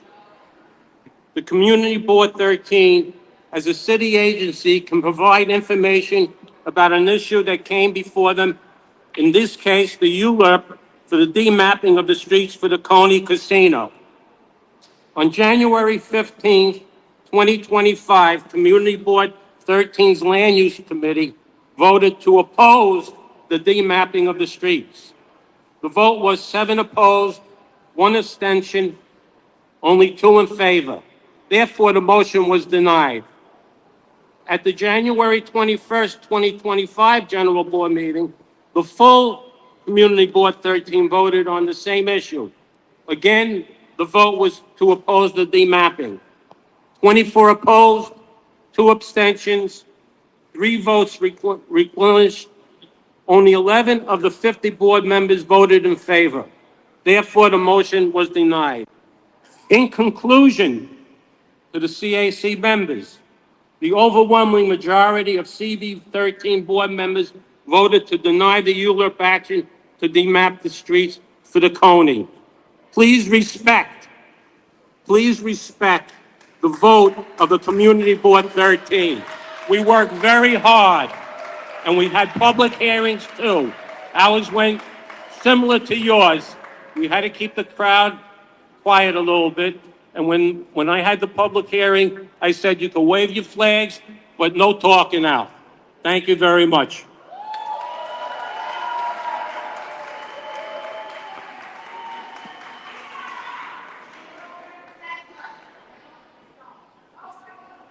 Ida Sanoff, your environmental impact statement did not adequately represent the conditions in this community.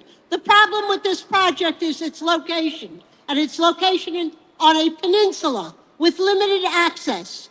The electrical infrastructure here is inadequate. We have had numerous blackouts in Coney Island over the last few summers. And I live in Brighton, and I know there's been a blackout because my lights start to flicker. So I call my friends in Coney, and yeah, there's a blackout again. Your environmental impact statement regarding the Coney Island water treatment plant to sewage treatment plant was also not true.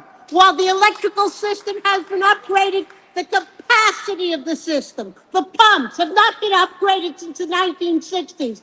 Currently, the capacity is at over 90%, and you're bringing in the equivalent of a small city every day, 30,000 people. No one here is going to be able to flush their damn toilet because the sewage treatment plant is overwhelmed. We're going to have, and if the plant is overwhelmed on dry weather, we're going to have more flooding every time it rains. And finally, you want to talk about jobs? My brother had a job. He worked for the post office. He had an affordable apartment, and he became a gambler, and he ended up homeless. He was panhandling on Ocean Parkway by Coney Island Hospital for pennies. And even though I bailed him out thousands of dollars to try to save his apartment and save him from being homeless, he still ended up being homeless. He couldn't break the pull of that gambling. So that's what you want your children. That's the future you're giving to your children. Okay? That's what you're bringing. Thank you.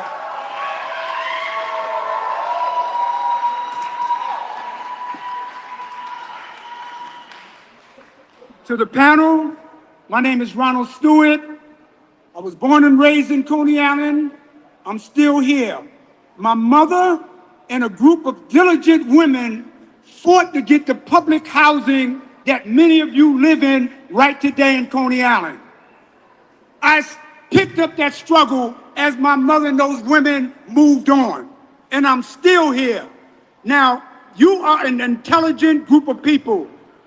There's a recent impact statement that says that this project will inundate the community of Coney Island with massive traffic and congestion. Listen, our safety is number one. And we cannot let our safety be at risk, okay? Number two, they offer us so-called jobs. We did the math. We did the calculation. Only less than 200 jobs will come to the people of Coney Island. Listen, do your research. Don't get up here with emotions. Don't gamble with the lives of the people of Coney Island.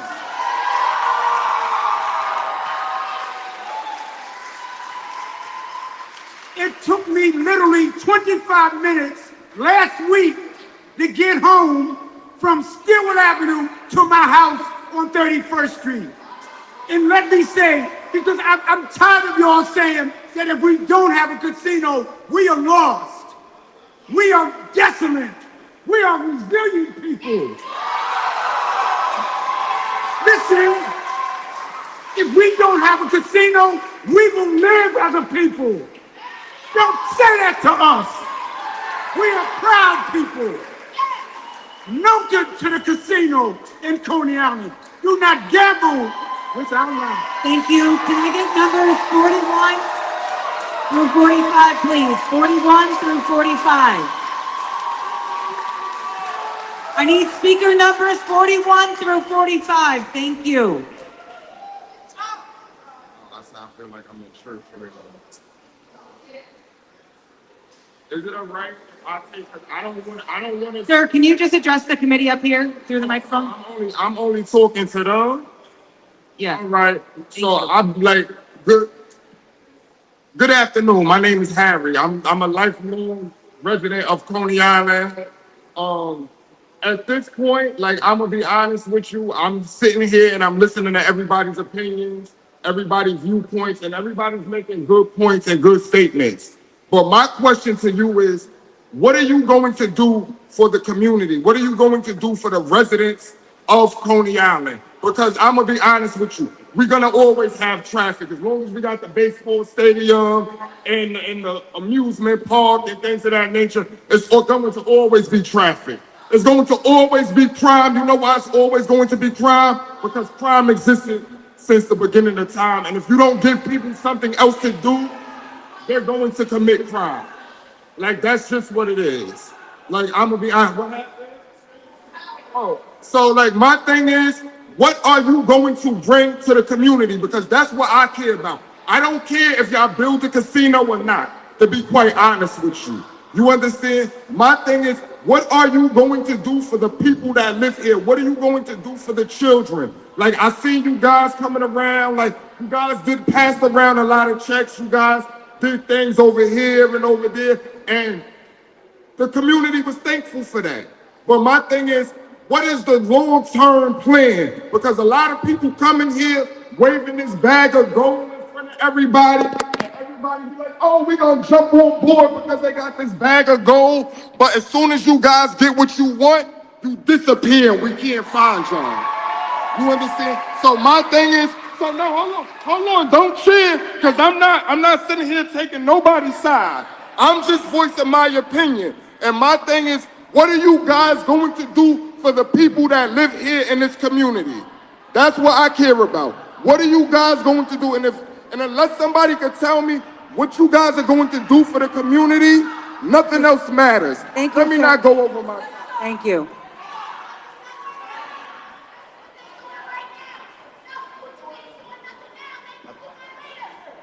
All right. Good afternoon. My name is Bailey Kellis, and though I am currently Crown Heights based, I am all over Brooklyn, including Coney Island, as nightlife performer Oliver Bliss. The performers here, Sideshow and Burlesque, are my family. I am strongly opposed to the casino. I've heard it said this is the only opportunity to bring jobs and money to Coney Island. Why hasn't there been a significant effort to revitalize the community before?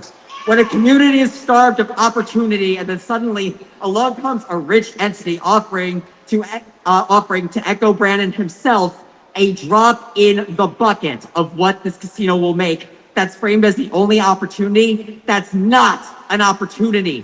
That's manipulation, that's corporate greed. That is a failure on the city's part.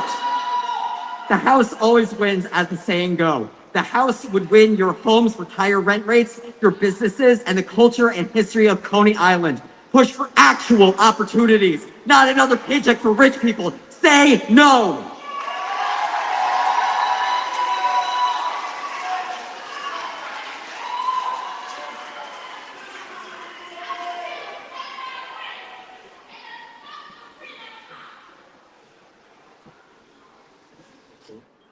Yes, good afternoon. I'm Joseph Watson, the founder of the Mentorship Program. I teach entrepreneurialism and small business ownership to the youth and young adults. First off, I want to say thank you to the Coney. Thank you for even proposing the level of investment that you propose, something that no other developer has done, yet you've received so much pushback for it. Thank you. First off, that's what I'd like to say.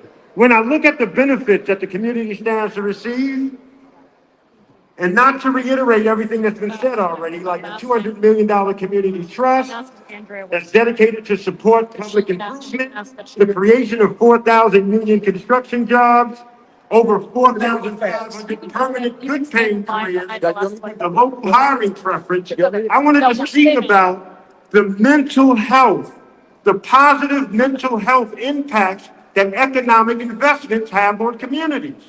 It reduces financial stress by lessening the constant worry that's associated with financial insecurity, thereby reducing the prevalence of depression, hopelessness, hypertension, anxiety, chronic stress, and the like. The impact on children and youth. They say that poverty experienced during childhood can lead to impaired cognitive development and an increased likelihood of adult mental stress. Lastly, since I just read about the positive impacts of the mental health, let's look at the lack of it. The lack of community economic lack of community economic investment from developers leads community residents to be distrustful, lose their sense of security, and ultimately vote against their own self-interest. And you can see that right now after years of lack of investment from developers. Thank you.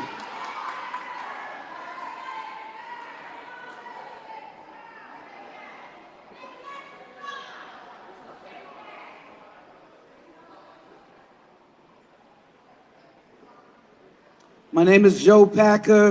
I'm a lifelong resident of Coney Island and an active community advocate for over 5 decades. I have compelled to express my enthusiastic support for the Coney Project. This transformative initiative holds immense promise for our community, offering a myriad of benefits that are urgently needed. Coney Island faces significant challenges, from traffic congestion during the summer months to an aging infrastructure that requires immediate action. These issues have long hindered our community potential for growth and prosperity. The Coney Project presents a crucial opportunity to address these challenges head-on with substantial private investment. The projected billions of dollars in private funding will not only revitalize our infrastructure, including roads, bridges, subways, and ferries, and the boardwalk, but also create a wealth of job opportunities and job training programs tailored for local residents. This infusion of resources will breathe new life into our economy, providing much-needed support for our community-based organization and enhancing social services that are vital to our residents. Furthermore, the investment in public education, after-school programs, and scholarships for colleges will empower our youth and prepare them for successful futures. As someone who has witnessed the struggles and aspirations of our community firsthand, I firmly believe that these investments are essential for our long-term growth and prosperity. In conclusion, the Coney Project is not just an opportunity for a lifeline of Coney Island. It represents a collaborative effort between private investors and our community to create substantial growth, improve quality of life, and foster a brighter future for generations to come. I urge all the stakeholders and, of course, this board to support this transformative initiative for the betterment of Coney Island and its residents. Thank you for your time.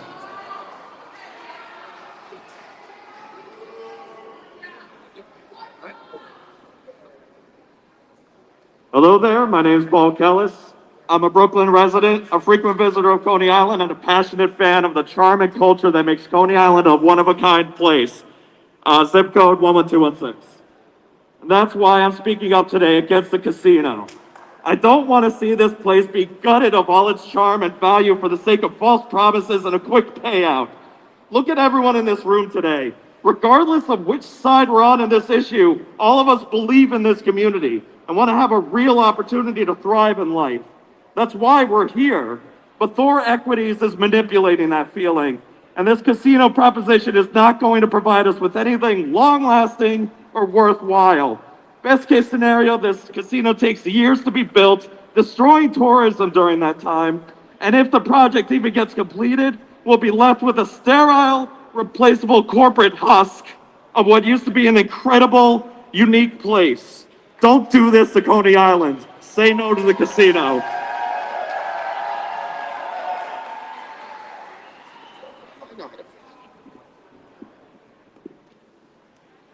My name is Adam, and I have 2 minutes to defend my home, my neighborhood, my place of employment, all in 11224. 2 minutes to defend everything that I love about New York City. Traffic, crime, and addiction is what this casino will bring, not family-friendly fun. Lies are what we're being fed, not funnel cakes and cotton candy. Greed is what this is about, not true neighborhood support.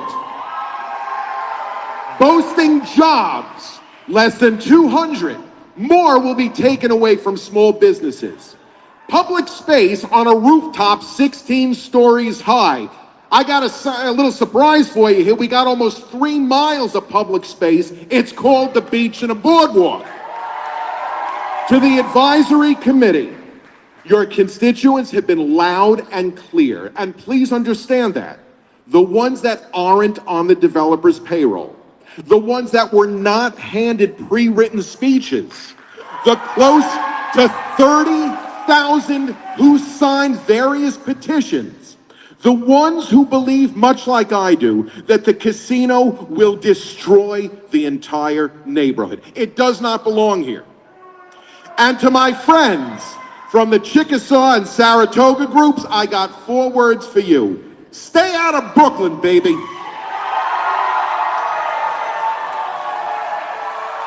Can I get numbers 46 through 51? Can I get numbers 46 through 51 to the microphone, please? 46 to 51 to the microphone. Thank you.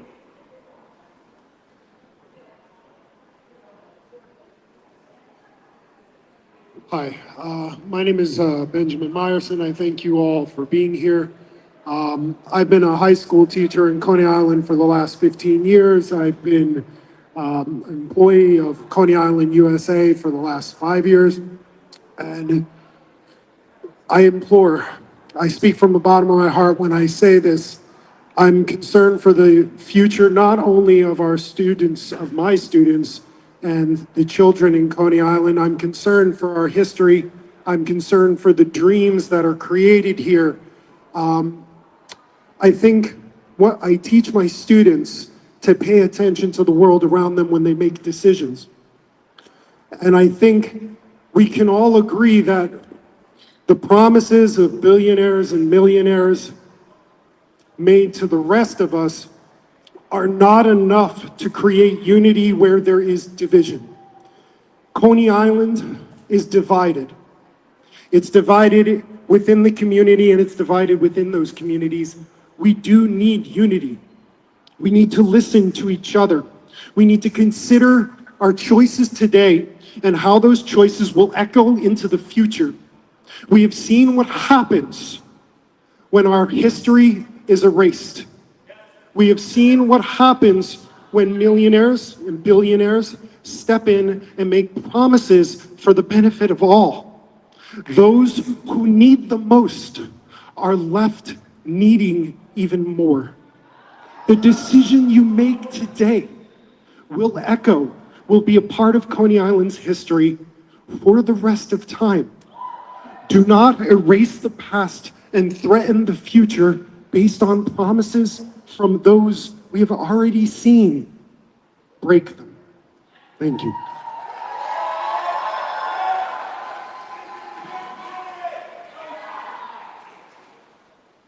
Yeah, my name is Ed Watson, 11224. I mean, I heard a lot of people speaking today. I think the gentleman that just left me said crime, traffic, and addiction. We have that right now, and there is no casino. So if we have that right now and there's no casino and there's no jobs, what are we doing? We're talking about jobs. There's no better feeling in the world to be able to have a job and to pay a bill. There's no better feeling to be able to pay the bill, contribute to your family, and you can't get those things if we don't have the casino. Because there's no jobs here. Winter's coming. Winter's coming, and what happened to winter? Luna's closed. What happened to all the restaurants and small businesses? That's going to uplift everybody because they're going to, when they go to lunch, they're going to be people that are going to need to be fed, security jobs. We're talking about jobs. Somebody said resiliency. Somebody said hope and enthusiasm. Guess what? Hope, enthusiasm, you can't be resilient if you don't have no money, you don't have no job. Because I can't go nowhere and say, listen, I'm going to pay this month rent with my hope. I'm going to pay this bill here with my resiliency. I can't do that unless I'm working at a job. And if we don't have that now, who else is coming here to bring that? Who's even coming with a plan? I mean, you could be passionate about anything, but I said, let's give it a try because one thing we know about change is consistent. That means it's always going to happen, whether you like it or not. And if we don't change, nothing changes. So I'm talking about change. I'm talking about the potential. I'm talking about opportunity. And guess what? No one else is talking about that. So they're up here presenting to you what they can do for you. So either you can believe it or you can't believe it. But guess what? You got to believe in something. So again, all I want to say is I'm voting yes. I believe the casino works. Thank you.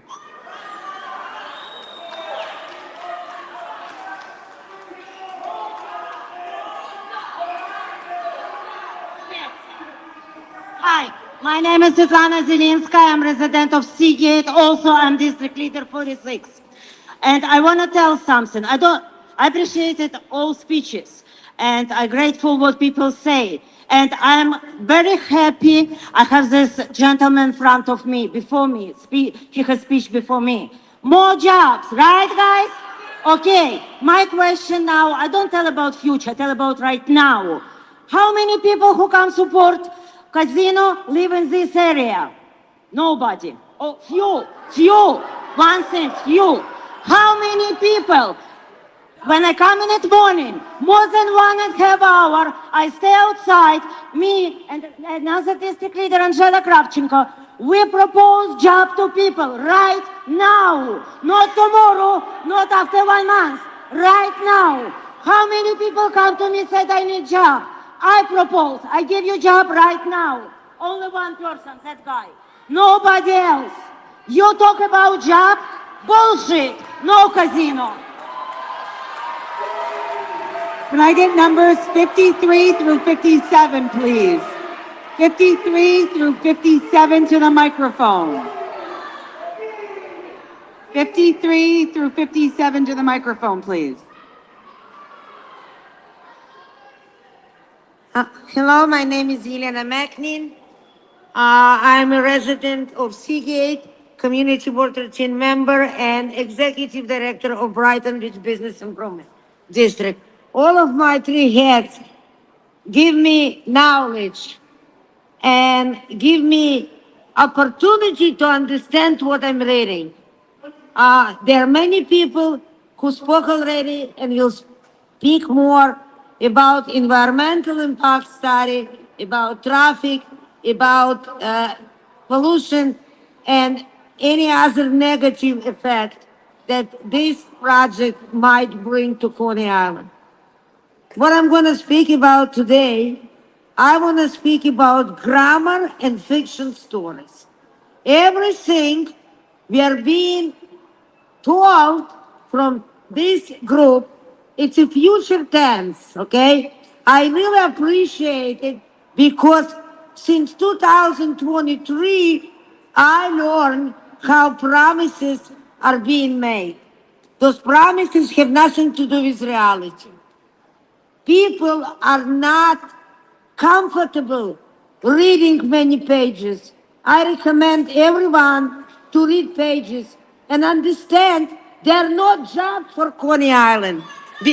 Because if they want jobs, they would support training programs. And, and everything we are being told lie after lie. And I really, but from the other side, I'm really happy that those hearings are taking place. And we have elected officials and their representative. Community needs help, but not casino. Thank you.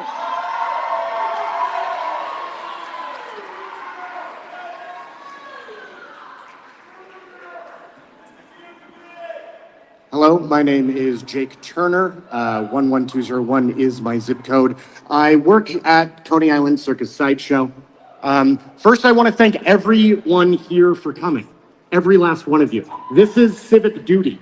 This is why we're here, to speak to those who hold the power. And I want to thank every last one of you here.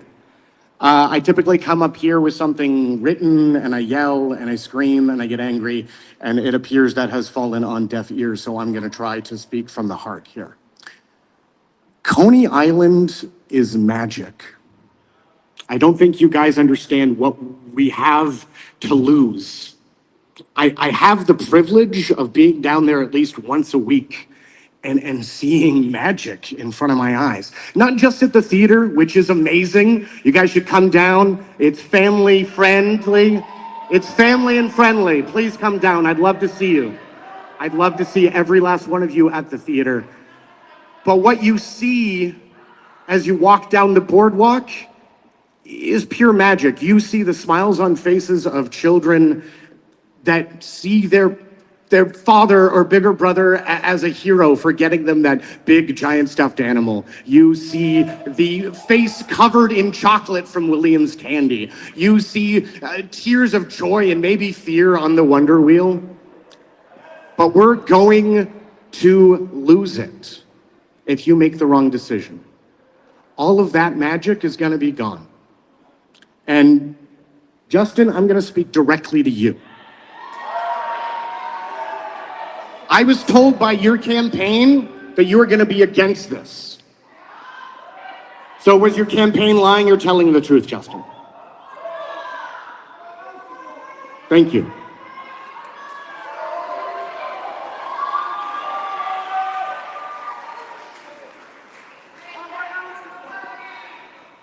Hello, good afternoon. My name is Angela Kravchenko, zip code 11224. I'm also member of the Community Board 13. And I'm here to talk about traffic study submitted by the developer. What this casino, when fully operated, will bring to Coney Island. What is it to expect to Surf Avenue or to Belt Parkway? First of all, it's 12.9 million visitors every year. Just to compare, Statue of Liberty brings only 4 million. It means 35,000 visitors every day. 35,000, its entire population of West End from Stillwell Avenue to Seagate. Now imagine, entire population of Coney Island, West End is going to 3 block space every day.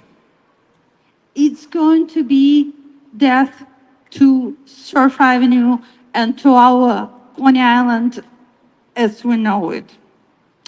So, to tell you about high crash location, because there is a study on the high crash location, also submitted by the developer. I'm not gonna tell you streets because those who don't live here don't know that, but I have some map showing it. 2 high crash sites location are next to school PS 90. It's elementary school that is blocked away from the proposed casino. And it's not only car crash, that's pedestrian crossing crashes. Then there is a car crash next to the school PS 100, also elementary school. And there is a high car crash site next to Lincoln High School. That's why kids dismissed by themselves without parents. There is also PS 303. Please vote no.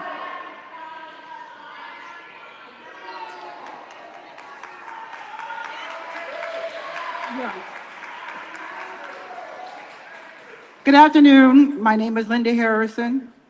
I'm currently a tenant association president for Haber Houses. I'm also a active community leader, the faith-based community here. And I was also on the Community 13 board for a while. I have three things I wanted to bring up. Number one, about seniors. Number two, about the false hope we're giving our youth about jobs. And number three is about the traffic study. I think I'll leave that one out, but first two I'm going to concentrate on. The community, we need to protect our seniors from predatory gambling. Senior citizens are the #1 target for casinos right now since 2018. All right, they're a very vulnerable population. Because of a nearness of a casino, because seniors will attend those institutions and start gambling, and it become habitual. They play, casinos play on their vulnerability, the nearness to casino, their loneliness, when seniors lack friends or family. They're very subject to losing their only income, their life savings and pensions that they cannot recover later on in life. We need to protect our seniors.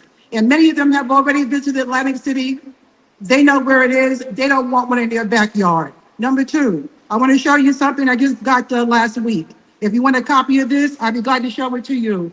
This is an announcement sent out by NYCHA, by Reese, talking about free construction training and jobs for yet to be a NYCHA resident or a Section 8 resident, high school graduate, all right?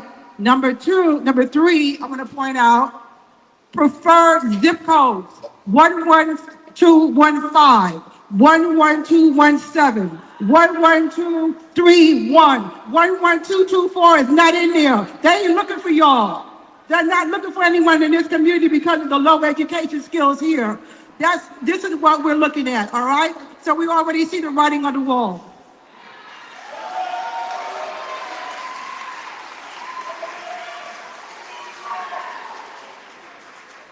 Good afternoon. My name is Jenny Hernandez, 11224, all the way and always. I have called Coney Island my home for more than 30 years. I am here to say no to this casino, a casino that will ruin the spirit of our Coney Island. It will ruin the family-friendly atmosphere. Why build a casino just steps away from an elementary school? It just doesn't make sense. It will poison our environment, poison our air with more pollution due to more cars and buses coming in. It just doesn't make sense. How many of you sat in the dark after losing power recently due to recent storms? Update our infrastructure first. That is a priority, not a casino, and it just doesn't make sense. Imagine our streets jammed with over 30,000 cars and over 30,000 people per day. How many of you have been trapped in traffic right outside your home? It just doesn't make sense. A casino will destroy Coney Island. Think about all the generations that came before us and how far we come. We don't want to throw it all away. We are here to stay. The people come first before the greedy developers thirst. Are you going to let them take away the spirit of Coney Island? We deserve better. Coney Islanders deserve more than 182 jobs. Thank you, Marissa, for doing the math. Thank you, Coney Islanders against the casino. Coney Island USA. Let's stand together against this casino and protect what the past and future generations have fought for and will fight for. Las calles de Coney Island son para el pueblo, no para los ricos. Thank you.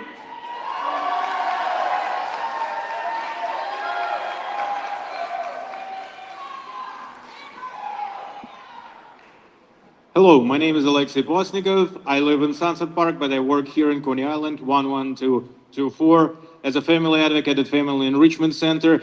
And generally, I'm really tired of developers coming anywhere in New York and work in neighborhoods, putting luxury buildings, for example, then giving away $3,000 rent apartments, one bedroom apartment, a studio apartment, call it affordable. Now this project coming here, bringing gambling into this neighborhood and call it entertainment. Why? I just have this question. I don't understand why. You call it revitalization of neighborhood by giving an opportunity. You're calling it opportunity to serve the rich who will be able to afford to eat in those fancy restaurants that you mentioned. We all know, we all know that big businesses are so supportive of small businesses because big businesses and big money like competition, right? I just don't understand why you're being so deceptive instead of, I don't know, just coming and be like, okay, we have the power. We're not going to listen to you. We're going to do what we want. And you can, don't lose your breath. You're just trying to sell it. You're trying to sell it to people. You try to manipulate people into believing in this chance, this golden dream. And really kind of makes me sick. And also through my job, as a family advocate, I meet a lot of people who care for the community, who actively trying to do something for the betterment of the community. And I'm honored to know them. And surprisingly, all people who I met through my job who are here today, they all against the casino. And I think that says a lot. Thank you.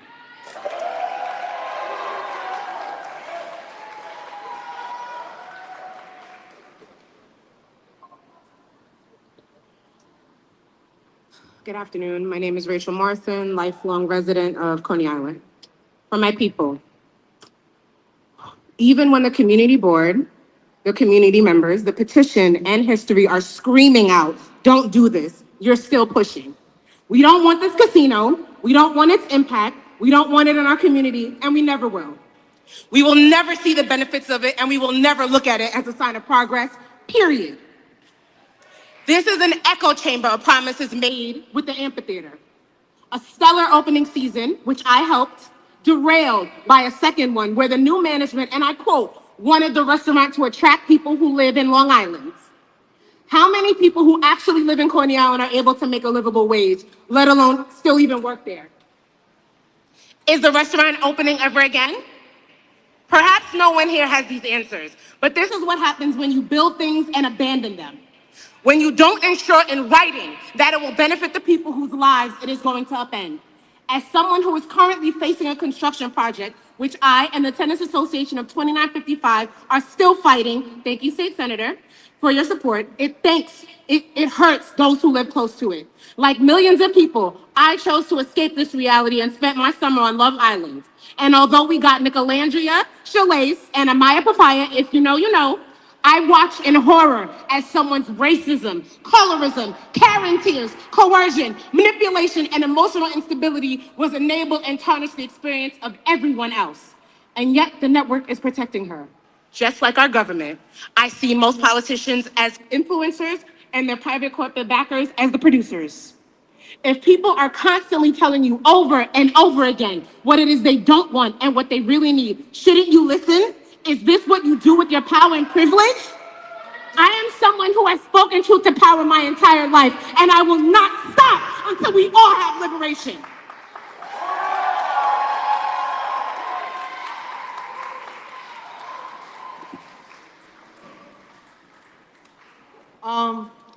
Hi. I wrote a letter. Dear council members, I come to you guys as a 28-year-old woman who has lived in Coney Island for 23 years, moved to a city named Florence, South Carolina for 4 years, and recently made my return in May and have assimilated myself back into communities and immersed myself into communities that have been here for longer than I've been alive. I'm honored to be back and find Coney to be one of the best parts of Brooklyn, as well as beautiful because of its diversity, once again community, and its already established attractions. So I ask y'all this, has there been a study on the environmental impact this will have on Coney Island? From our water to our electricity? How will this advance the impact of global warming this is having on our coastline?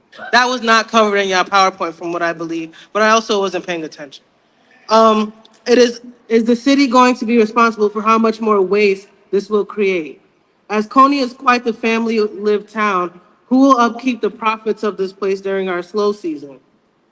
I will close by not asking you all, but telling you all as someone who has lived here their whole life. This casino will breed more traffic and therefore crime in my hometown, will displace an effective voting district of my hometown, and will displace more families in my hometown. I walk to this YMCA and the garden across the street almost daily and see who lives here, and I wonder if any of you thinking about voting for this have done the same. I love my hometown and want the best for everyone in it. And I wonder if with the mere consideration of something like this, if you do the same.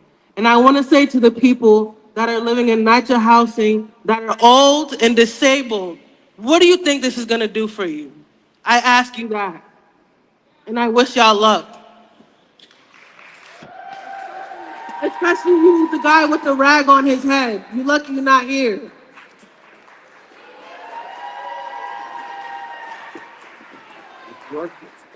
You know, it was very difficult to hear what was going on. My name is Joseph Bonsignor. I was born on West State Street in 1949. I think I'm probably one of the oldest residents that's still living and active in the area. I have listened to the speeches and everybody, what they had to say this morning.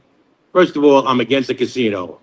I'm against destroying what was the playground of the world and the biggest tourist attraction probably in the United States, known all over the world. It's a disgrace what I see what's been going on. I'm sorry to say my family got out of it in the 60s, and early 60s, late 60s, we got out of the amusement area. We owned the bobsled. We owned the tornado. My relatives owned the cyclone before it was condemned by the city of New York for the expansion of the aquarium. Being landmarked with the Wonder Wheel, cyclone, and the parachute jump, Trump was stopped from taking this parachute jump down that was purchased in 1941 at the World's Fair, which became a national landmark. And it's a shame that we're destroying what is one of the biggest tourist attractions we had in the country. It was one of the 3 national amusement park zones that the community board, the city, and developers have been trying to grab a hold of for many years. It is the most valuable real estate in the United States. It is the waterfront. It is the entrance of the city of New York and the country itself. I say no to the casinos. I think it's a disgrace what Thor Equities has been doing, who purchased it from I forgot the name of the individual, who purchased, no, not Alberts. It wasn't the Alberts. Who purchased from, not good. All right, it doesn't matter. It's my time going on. It's a shame what's been going on. It's a disgrace what's happening, and it's a shame that high rises have got to be paid for by developers and people can't afford it. Thank you.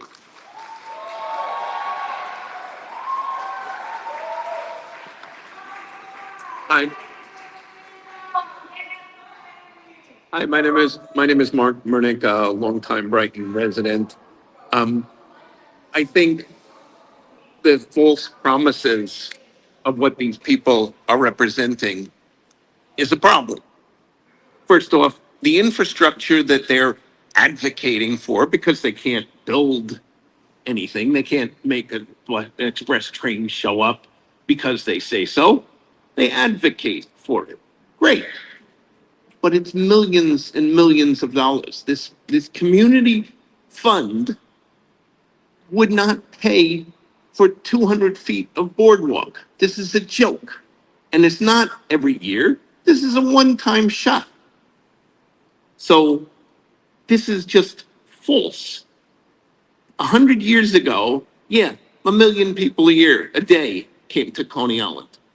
And then they built and moved on. And every community like Atlantic City that had the same sort of thing, look at it now. There's only one casino left in operation. Tax base from that is gone. 2 blocks away is a disaster because they listen to these same promises. I hope you don't listen to those same promises and destroy what we have. Thank you.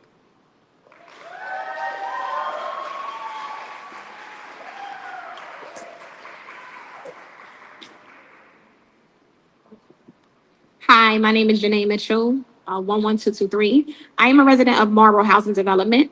I was born and raised there. With that, I am a lifelong visitor, family member, and friend of Coney Island and its community. Coney Island has provided core memories that will walk with me for my life and help shape my influence and experiences. As I am not a resident of Coney Island community, I come here with an unbiased opinion of the project Coney Island, the Coney. I see the pros and cons of this development. For those opposed, for their concerns are more than valid. For those in support, their vision is futuristic. The gap between the two is that what is written promises may not fully develop to fruition. As supporters stood outside today and chanted, "What do we want? Casinos. When do we want it? Now." I gather that they are not chanting for the amusement of the development, but the expected opportunities for those who reside and are active members within their community. The verbiage written in the promises needs to be clearer, more precise, rather than being an ambiguous promise. It needs to be an irrevocable policy. The promise of jobs, that should not be preference, but a demand and a guarantee to the residents of the community. Those opportunities should not only place community hires in low-level positions, but also in positions of power and authority. There are members who are qualified to fill the positions and succeed in the role. What is the exact number proposed for the jobs, and how many of those jobs will be fulfilled by residents of Coney Island? It's stated good paying jobs, meaning what? How much, being relative to who? This opportunity should be an advancement for their socioeconomic status.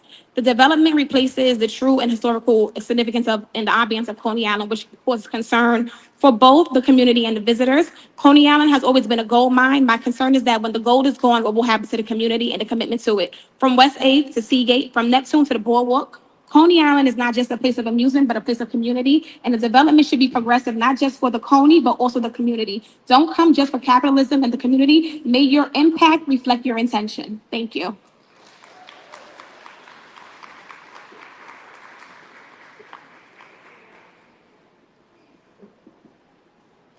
Good afternoon. My name is Bobby Ferrazzi, and for the last 5 years, I've run a mentoring program for teenagers just 2 blocks from here. Although my family's history in this neighborhood goes back several generations. In fact, my father would like me to spend my 2 minutes up here detailing why he and his childhood friends who all grew up here are really hoping that the Coney comes to fruition. But as much as I hope that that comes true for my dad and his friends, the casino is only one component of this project.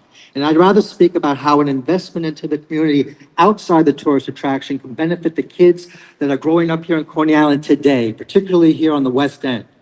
Since we launched our program, we've had no shortage of young people walking through our doors seeking help and guidance. Most of them often just need to talk to somebody. Do you know what the #1 goal is for many of the kids living here today? To graduate high school and get the hell out of Coney Island. Forever. No coming back, not even a look back. Now, of course, we want our kids to leave the nest and explore the world, but to have zero connection to their community is heartbreaking. My father and grandfather had so many beautiful memories growing up here, but they felt the connection. They felt safe.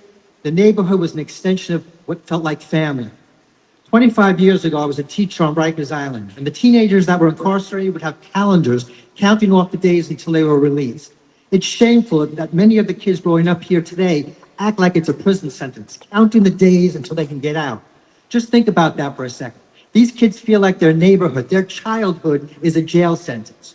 We have some teenagers attending our program that, although their families still live here in Coney Island, they choose to live with extended family outside of the neighborhood just to escape the chaos. We have to do better for our kids. Coney Island has an abundance of wonderful teenagers. I work with them every day. We have to do better at creating a safe environment for these young people so they can just breathe and enjoy being a kid. They're afraid to even stand in front of their own building. I also want to take a quick moment to talk about another group of kids in the neighborhood. They're at the highest risk. These are the kids that are already given up on all hope and are running the streets and are at risk at any given moment of dying and going to jail. I've met about 6 of these Thank you, sir. over the last 8 months. Thank you. Can we get next speaker? Thank you so much.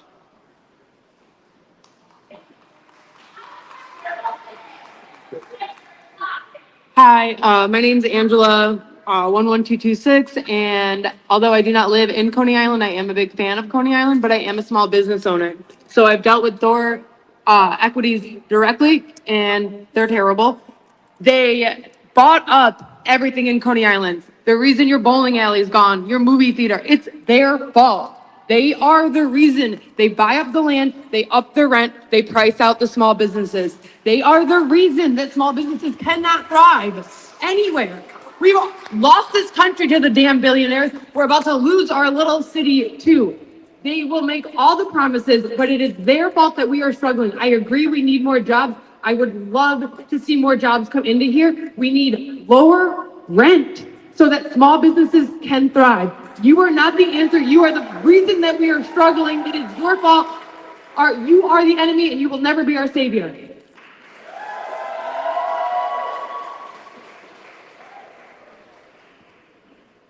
Assalamu alaikum, everyone. My name is Muhammad Badawi. I'm the religious director at the Muslim American Society Youth Center here in South Brooklyn. It is a pleasure to be here. Thank you for having us. Thank you for listening to us. And thank you for all the community members for showing out here, whether you're for or against. Like the previous person said, it's our civic duty. And I'm not just here as an imam or as a community member, but as a concerned father and as one of us.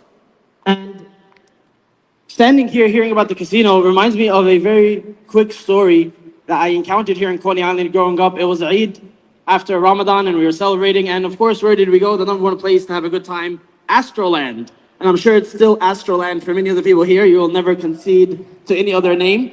And in between the jagged exhilaration of riding the cyclone for the first time, wondering if I'm going to make it to the end, eating candied apples, all those memories that we love about Astroland, I had a negative experience.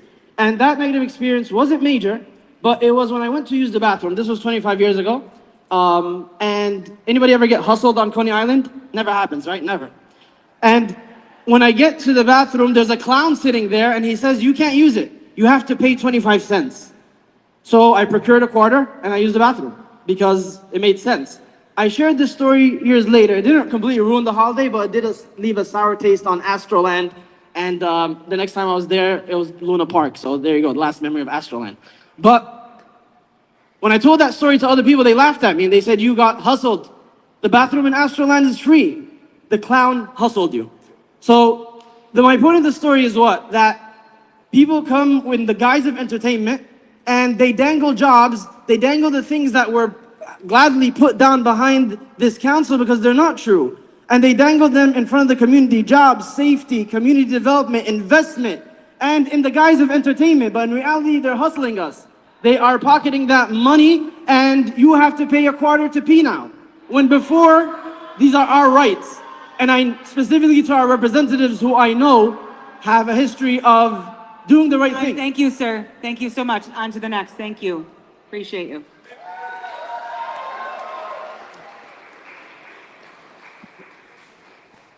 Hello, some of you know me as Daisy. I have been active in this community for more years than I care to count. Just this Friday alone, you could not walk down that boardwalk for love or money because of all the peddlers, and I saw about a 2-foot Komodo dragon, and somebody was selling pictures of said reptile, even though these are exotic pets that have been banned all over the United States. This is besides the point. Take care of that first, then talk about building something. Take care of the trains that never run correctly on weekends, and then build something. Take care of everything that is surrounding the area, and then build something. You want to build something so badly? Here's about 10 ideas for you. A bowling alley, a Dave & Buster's, World in Wax Museum dedicated to Lily Santangelo, who was first.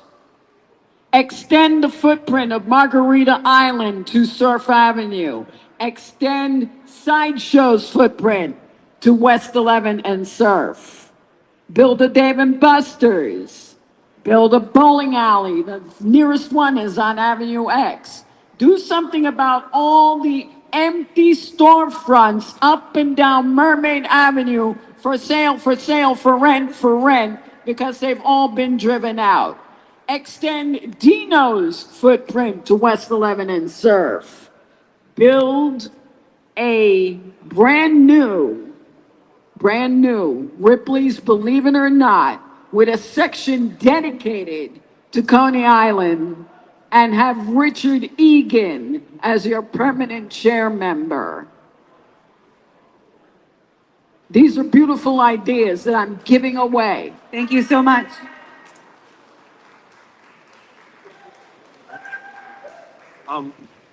Good afternoon, the members of the Coney, the SAC, my beloved Coney Island community. My name is Maxim Ibadev. I'm a Coney Island resident, drag artist, producer, and a community board member, the youngest member of our local community board. And I came here today without a speech because I knew that I would be able to write one just listening to all of this. And the purpose of this beautiful committee is to show that there is community support for this project. And you folks have been doing incredible shenanigans and marketing tricks to create that illusion of the community. Because look, where are all the people with the Coney signs? They all left. Where are all the people anti-casino? They all are still here. We're still here because we actually care about this community. You want to know more? Wait, folks, you want to know more about the shenanigans? We were told that we were not allowed to come here before 9:30. At 8 a.m., the developers were here checking in people outside that they brought in. And also, if you pay attention, the reason why a lot of the early speakers were pro-casino and all of us later on are against the casino is because you've been checking people outside to speak while the rest of us were supposed to come inside first and check in. That's not fair. You want to know more shenanigans? You said that you had 500 meetings with the community. Have you had meetings with Coney Island USA? Have you had meetings with Brightwater? Have you had meetings with Warbest? Have you had meetings with Trump? These are all the buildings that are going to be actually next to the casino. People who live 2 miles away, yes, there's a lot of issues that need to be addressed, but that is not the community that's going to be affected by this project. And I want to say something else. I'm looking at all of these people. There's only one person here from Coney Island. Marissa, I love you. And I want to say, give me 30 more seconds. Assemblyman Brooke Krasny, I disagree with you a lot, but I appreciate that the Republicans are standing for the people. And all of you Democrats, the reason why your poll numbers are so... Thank you. Thank you so much. Thank you.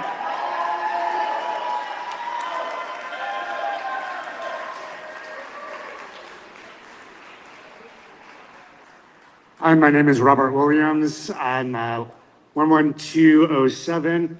I don't live here, but I perform a lot here, and this is one of the places that accepted me when I transplanted. So I would like to go into how the 4 casino people are largely not here. Guy took my bit. I'd also just like to add that it's a shit design. Like, you know that there's like shops that are closed that you could build on. Instead, you want to take up like the most valuable real estate with like games that people build memories on, sideshow acts that people build memories with, blocking just the general view. Like, it's an ugly design, right? And like, who did that? Like, come on.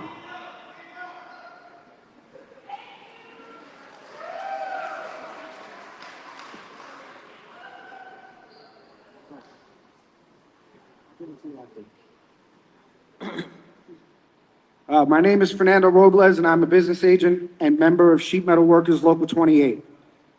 The proposed Coney Island Casino Development Project stands to become a major economic engine for South Brooklyn, creating over 4,000 construction jobs and 4,500 permanent union jobs altogether, and establishing itself as the largest employer in all of Brooklyn. The Coney, covered under a project labor agreement, PLA, will generate 4,000 good-paying union construction jobs for members of the building and construction trades of Greater New York that offer strong wages, benefits, and job protections for construction workers in New York City, thousands of which live right here in Brooklyn and here in Coney Island. The developer of the Coney, Thor Equities, has made a commitment to inclusive hiring. The project pledges that over 25% of workers will be local hires right here from Coney Island, and 50% will be Brooklyn residents, ensuring economic benefits directly uplift the surrounding communities. This surge in employment will bring financial stability to countless households while fueling broader economic growth throughout the region.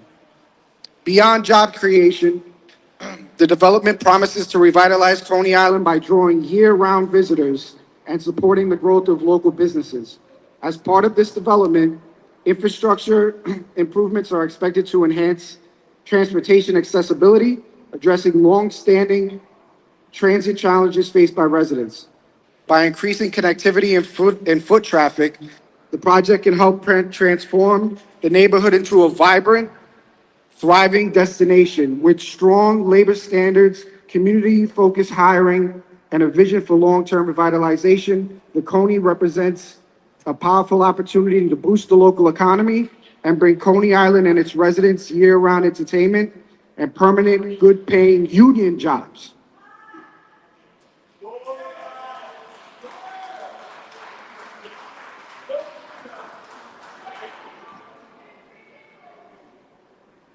Good afternoon. My name is Sturge McLean. I'm a long-term resident of Coney Island. I've worked here. I've had a business here, and I'm an activist here.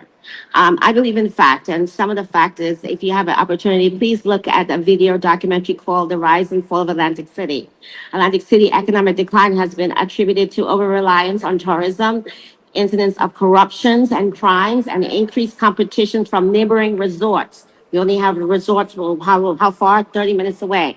Evolving markets, dynamics like online gambling.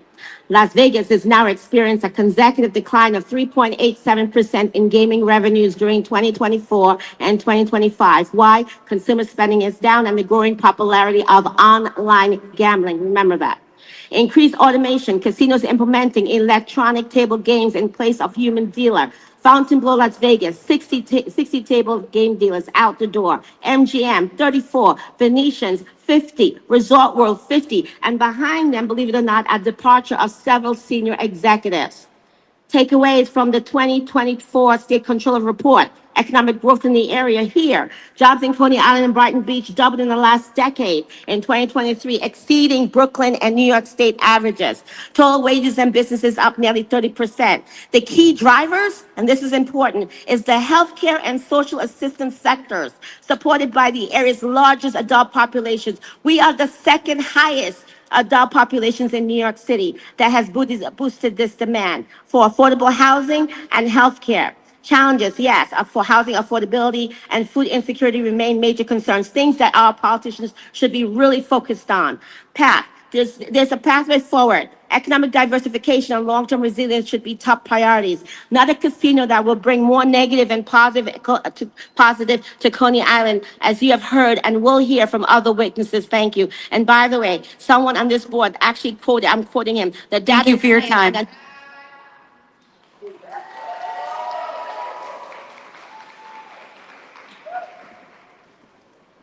Is there a 73?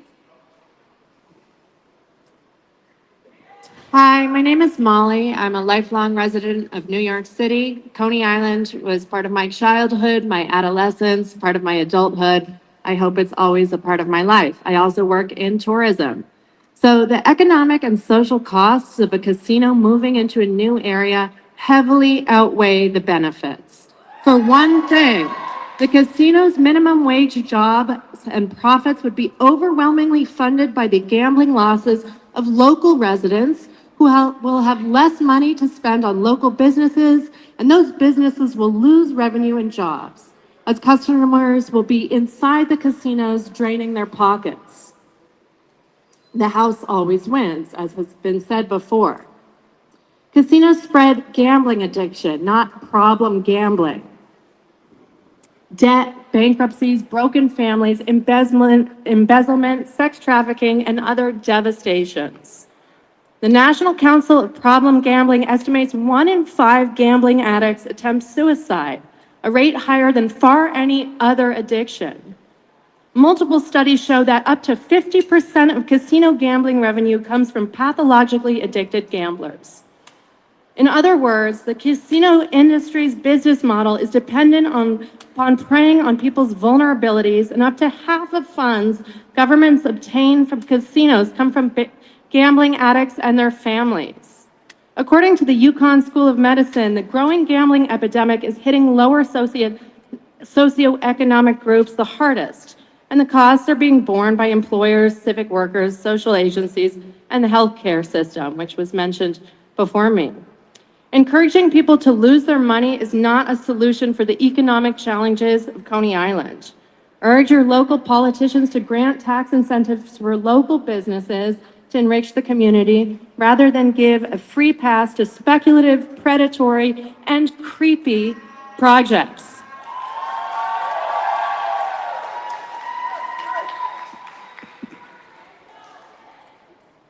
Hello, my name's Gabriel Robinson. I'm from 11224. My family, they are carpenters, lawyers, construction workers. They know what it takes to make it in New York City, and a casino isn't going to help us. New York City has so many iconic locations, and Coney Island is one of them. It is a brilliant example of what it takes to survive and to be a real New Yorker. Coney Island has survived tragedy, hardship, and so many other things that have almost brought to extinction. Every New Yorker here knows what it's like to come here or be born here and face opposition and tragedy and hardship. And Coney Island is the biggest example of what it is to be a New Yorker, how to stand up and survive time and time again. We cannot allow another billionaire, another rich person to take away an example of what it is to be a New Yorker, what it is to survive. There are too many iconic locations that are gone now, and we'll never be able to show our children, hey, look at this. This survived after time and time and time again. We need to keep Coney Island the way it is, a place for children, a place for adults to come and have a good time and tell people from out of state, hey, come to Coney Island, a safe location where you could bring your children, feel happy, spend money. Coney Island has been keeping New York City alive for 100 years. It brings in the money. If you can take a look at iconic photographs of the beaches, of the boardwalk, people came here to enjoy the boardwalk, not to enjoy a casino, to look at crime, to look at prostitutes on the street. Wake up, we need to save our iconic locations before they're erased and everyone forgets what it is to be a real New Yorker. Thank you.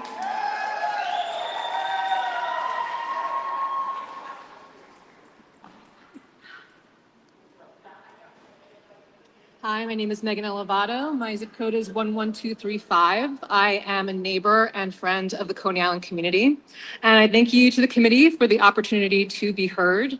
As a lifelong New Yorker, born and raised in South Brooklyn, I've had the chance to see how real estate interventions have dramatically changed New York City in a very short period of time. And when major changes are presented to an area, it's always important to ask who benefits. The casino will increase traffic in Coney Island, the neighboring areas, and already congested Bell Parkway. The casino's plans block off emergency vehicle access for a long stretch of Surf Avenue. Who benefits from these changes? Not Coney Island residents. The casino will take over a large part of the boardwalk, requiring the removal of rides, cast shadows on rides that will remain, and would continue to sprawl, threatening existing small businesses. Who benefits from this? Not Coney Island residents, not small businesses, not visitors to Coney Island. People come to Coney Island to be in the sun, not to stand in the shadows of buildings, and not to be in artificially lit casino gambling rooms. The people who would come for a casino would sink all their money into the casino and not into the small businesses and community. A casino doesn't benefit Coney Island families, children, long-term residents, or the millions of annual visitors. I ask the committee to vote no on the casino. By voting no, you are voting in favor of the people of Coney Island and Brooklyn.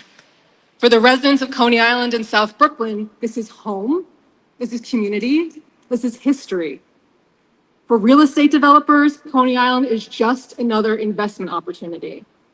I ask you to vote and choose for people over big business. Vote no on the casino. Thank you.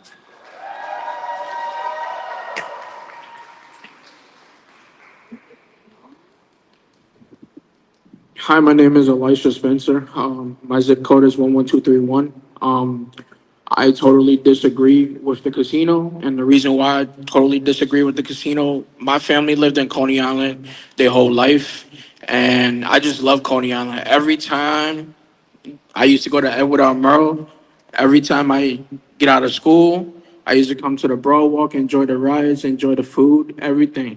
So taking away Coney Island casino and everything, it's gonna be hard. So please don't take away it. Thank you.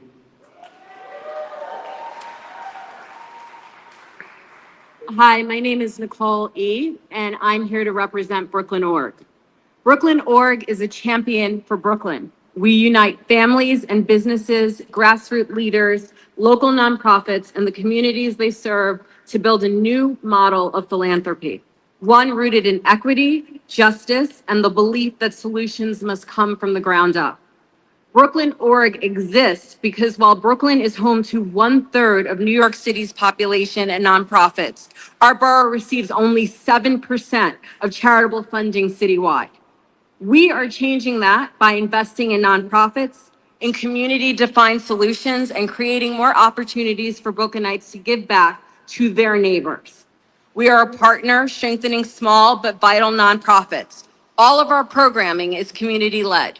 We listen deeply, engage intentionally, and co-create solutions with those closest to the issues. Through neighborhood listening tours and participatory grant making, we democratize philanthropy, ensuring that every Brooklynite has a seat at the table. This model allows us to direct resources where they are needed most, while shifting power to community members themselves. Our approach reflects BKO's enduring commitment to investing in Brooklyn solutions created by and for Brooklyn. If the Coney is approved to move forward, Brooklyn Org stands ready to quickly deploy 200 million community trust funds to the community. Guided by our proven community-led approach, residents will help determine how resources are invested, ensuring the fund responds to real needs and delivers lasting impact. And if the county is approved, Brooklyn Org will stand alongside the community to make a transformational, equitable Coney Island, rooted in the voices of those who call Coney Island home. Thank you. Hello, everyone. My name is Brenda, and I'm here as a Coney Island resident and as a small owner business in Brooklyn. Me and my family say yes to the Coney Island Casino project because we see as a year-long opportunity to partnership with the community, and the more jobs means then this community is going to be a better place. Thank you.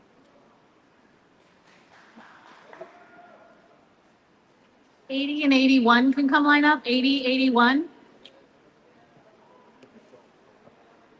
Hi, my name is Haley Geronda, and I've worked as a teaching assistant and paraprofessional for students with disabilities and behavioral issues in New York City public schools for several years now. I'm going to keep this brief because when my students are on their phones, as much as some of the people on this committee are, and checking them under the table, I know they're no longer listening and don't care. In addition to being a teaching assistant, I was also born and raised in New York, and I've enjoyed Coney Island every summer since my early childhood. I'm here to strongly oppose the proposed casino because as an educator, the casino doesn't just make sense, it makes zero sense. As someone who works with children every day, I worry about the message this casino sends to them. Many teens are already dealing with the influences of gambling addiction through their screens. Online poker and sports betting websites are already a problematic influence in middle schools and high schools I've worked in. A summer spent at the Coney Island beach offers a place for continued fun that distracts children from these influences. This includes children at PS 390 right around the corner and helps combat exposure to addictive activities. While luxury casinos and hotels may offer daycare, arcades, and family amenities, countless studies have been conducted that show children living within several mile radiuses of casinos are at significantly increased risks, in some cases 90%, for developing gambling and addiction issues, rather than those in communities without casinos. Additionally, casino workers are almost twice as likely to develop gambling addictions than the general population. You cannot look me in the eye and confidently tell me the revenue brought in from this casino will outweigh the negative impacts associated with gambling and drug use that is promoted by the establishments in our community, in this community. I would like to tell you to protect Coney Island by not gambling with its future and by keeping it a place families and kids can trust. However, I know in the end you will vote however lines your pockets and lie to your constituents to do so. I'll just say that I hope this entire committee sleeps well at night, knowing their contribution has aided in contributing to addiction among the youth of Coney Island, especially you, Justin. Thank you.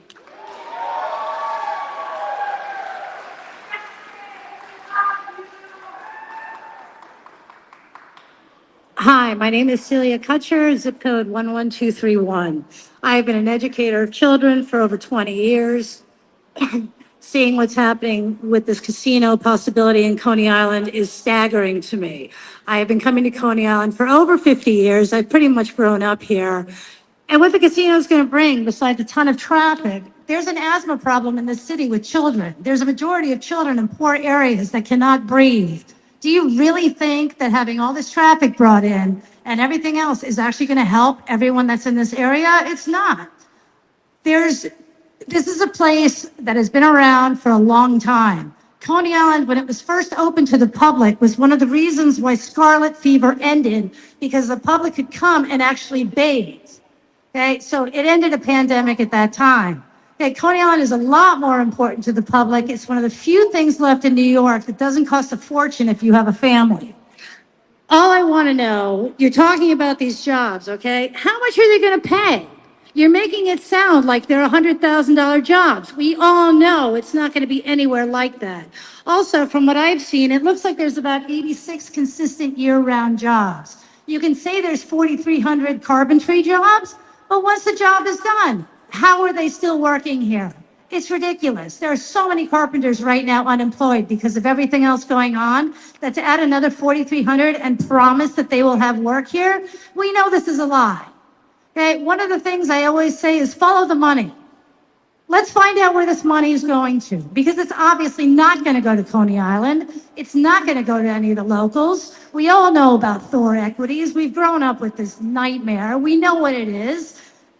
Everyone here that's getting their pockets lined with this, you should all be ashamed of yourself. You're going to ruin a community. You're ruining one of the oldest and most important communities in this neighborhood, in Brooklyn and in New York City. It doesn't look like it, but if you study it, you'll understand. Thank you so much.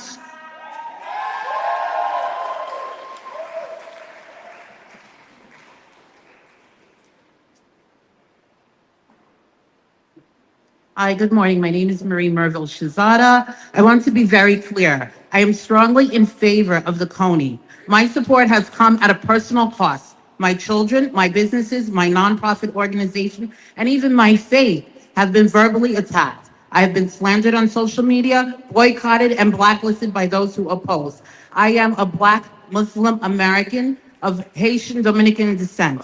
The reason why I'm saying this, you have on your panel one of those people who heckled me. Her name is Marissa Solomon. This is the first day that I know. And it's documented on YouTube from March 10th at the Borough President's office. There is a documentary that I and Julia are in, and she is also heckling Councilman Justin Brennan. And she says, you must go after them. Even this morning, I have it documented on my phone where she intimidated people this morning. I am asking and I'm making sure that this is known.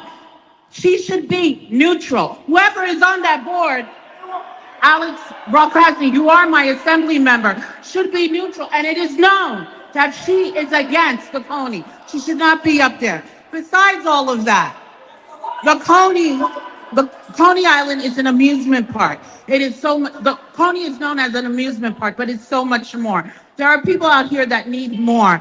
There's been so much disinvestment that it's caused the West End to suffer. And now, if you go to Brighton, and I ask you all, I've always said this, walk from Coney Island Avenue to Seagate with me. You will see on Brighton stores are closing down. You will see houses that are debacled. You will see so much. So the disinvestment that was from West End is now trickling down. This project I am in favor for, and it will help not only Coney Island, Brighton, not only South Brooklyn, not only Brooklyn. It will help New York City, where we all need it. The jobs that they're offering, and Ms. Harris, the jobs that you're talking about. Thank you.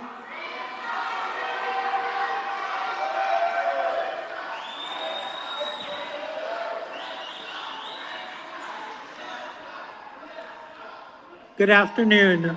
My name is Jocelyn Lindinger. I live in Brooklyn and I frequent Coney Island for so many reasons. I'm a mom who brings my kids for family-oriented fun. I got to see the delight in my youngest eyes as he experienced roller coasters for the first time.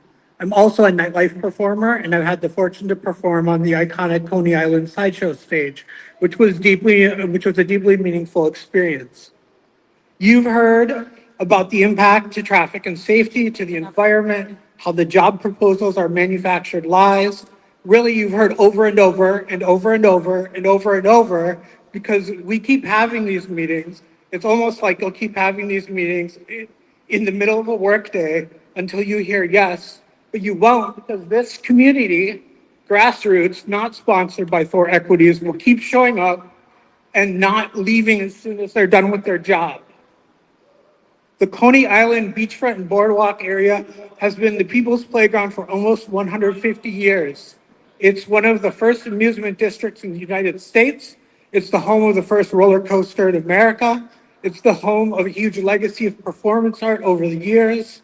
It's welcomed everyone, families, children, artists, small businesses, over and over for countless decades. This revitalization project is a lie.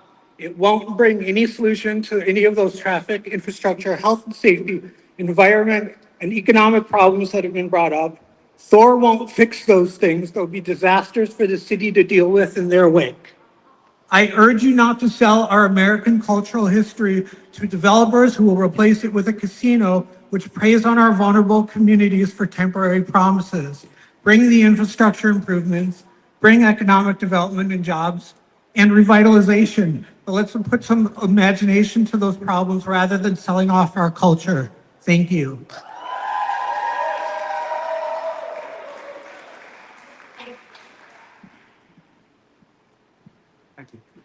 My name is Jay Goldfinger. I have roots in Coney Island through my grandfather. He and 6 of his brothers built a lot of this neighborhood, mainly plumbers.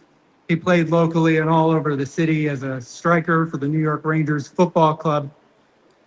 The Coney is an exploitive proposal that would extract wealth from Coney Island, a fistful of quarters at a time.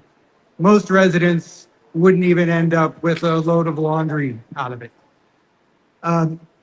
The idea that the Coney wants to turn this into a world-class entertainment destination is an illusion. What they're proposing isn't Monte Carlo, it's Atlantic City. Beyonce is not going to play the Coney. You'd be lucky to get Peter Frampton. Coney Island should not have to look to a casino developer to provide the things that it deserves. Coney Island deserves accessible transit, quality public services, and an economic plan that lifts up the community rather than exploits it. So I hope you will vote no on this proposal, and this panel also owes it to the residents of Coney Island to schedule the next public hearing on the West End. Thank you.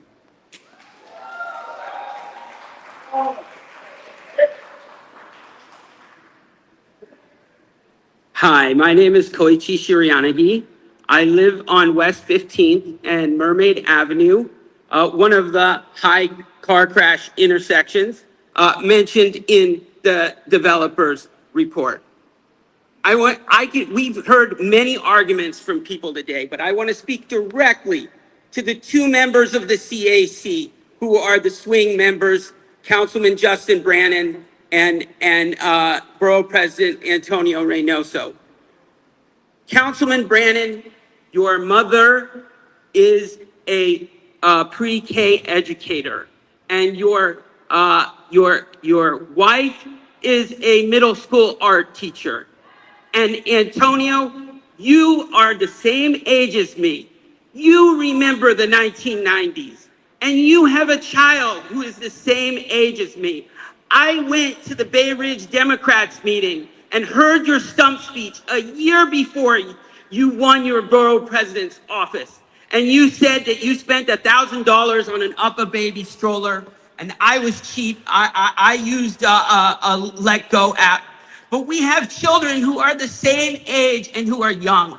And I want to say that I am a 41-year-old father of an 8-year-old, and I remember the 90s.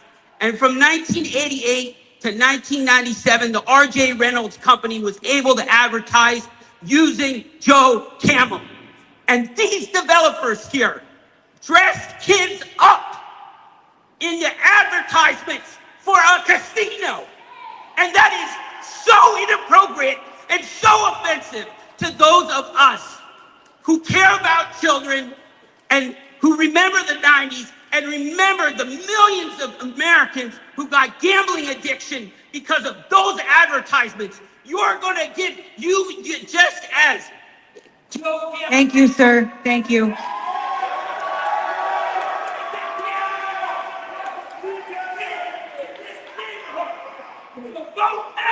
Thank you.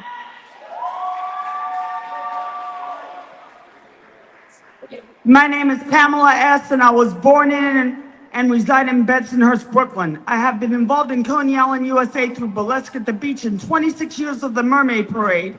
I am also a recently retired federal employee, working class and proud. I am here to oppose the casino. My father was NYPD here when I was a baby, and my mother came here when she was pregnant with me. Coney Island is part of my working class soul and my summer family. New York City has lost enough of its working class spirit. Stop taking this away from us. And Justin, I like you, but supporting this is not punk rock.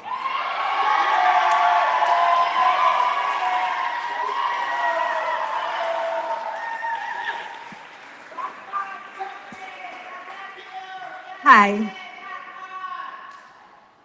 My name is Lola Starr. And I think as we talk about the future of Coney Island, I think it's important that we look at the past as well. Coney Island was created by artists, the dreamers, the small business visionaries who came to Coney Island and dared to make their wild, creative dreams into a reality. Coney Island is the Elephant Hotel, Steeplechase, and Astroland. I stand here today as one of them, or I was for 21 years until my small business was pushed out of Coney Island. My store was only 7 feet wide, yet it was one of the most vibrant beacons of love, creativity, and community in Coney Island. I designed and hand printed all of the merchandise we sold there. And then with no budget, purely heart and soul, I transformed the historical Child's Building into a roller rink that brought joy, connection, and community. This is the spirit of Coney Island. The ability to make your wildest dreams into a reality with creativity, authenticity, and community. My business did just that.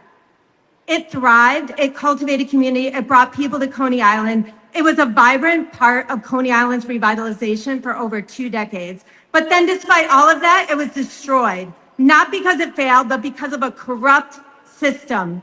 Because of that same system that now dares to tell Coney Island that we need a casino, that there's no other option for redevelopment. But I can tell you from my firsthand experience as a small business owner in Coney Island for 2 decades, that is not true. The solution is right here in front of you. It is us, the artists, the small businesses, the community leaders, the local families. Thank you so much. Always care. Thank you for your time.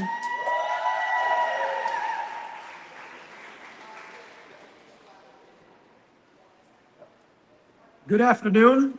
My name is Isaac, and I am firmly opposed to the Coney Island Casino. 2 licenses should rightly go to existing facilities ready for upgrades, like the Resorts World and Empire City casinos already in operation. That leaves 1 final license, and I can think of no worse choice than the Coney Island Casino.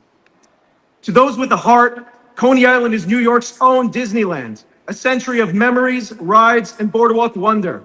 Generations grew up here and then returned with their own children to experience the same magic. Are we really going to demolish that magic and replace it with a neon box of addiction? No other proposed project poses a threat to a place as special as Coney Island. To those with a spine, look at Atlantic City. After casinos opened, the U.S. Department of Justice found all categories of crime rose significantly, with violent crime nearly doubling by 2011. Casinos don't bring safety, they bring violence, bankruptcy, addiction, and broken families. Do we want that imported here? Coney Island already has enough on its plate. It does not need more crime. To those with a brain, the developer's own traffic study admits the casino would push Coney Island's roads to a level of service grade E or F, meaning gridlock and chaos. Anyone who's been here on the 4th of July knows it's already hell to get in or out. Imagine that nightmare not once a year, but every single day. This peninsula will choke. In terms of location, I can think of no more unstrategic choice than Coney Island. And what about those so-called benefits? They brag about 8,500 jobs. The Metropolitan Park bid will create 23,000 jobs. If the goal is jobs, the math is simple. In closing, say no to the Coney Island Casino.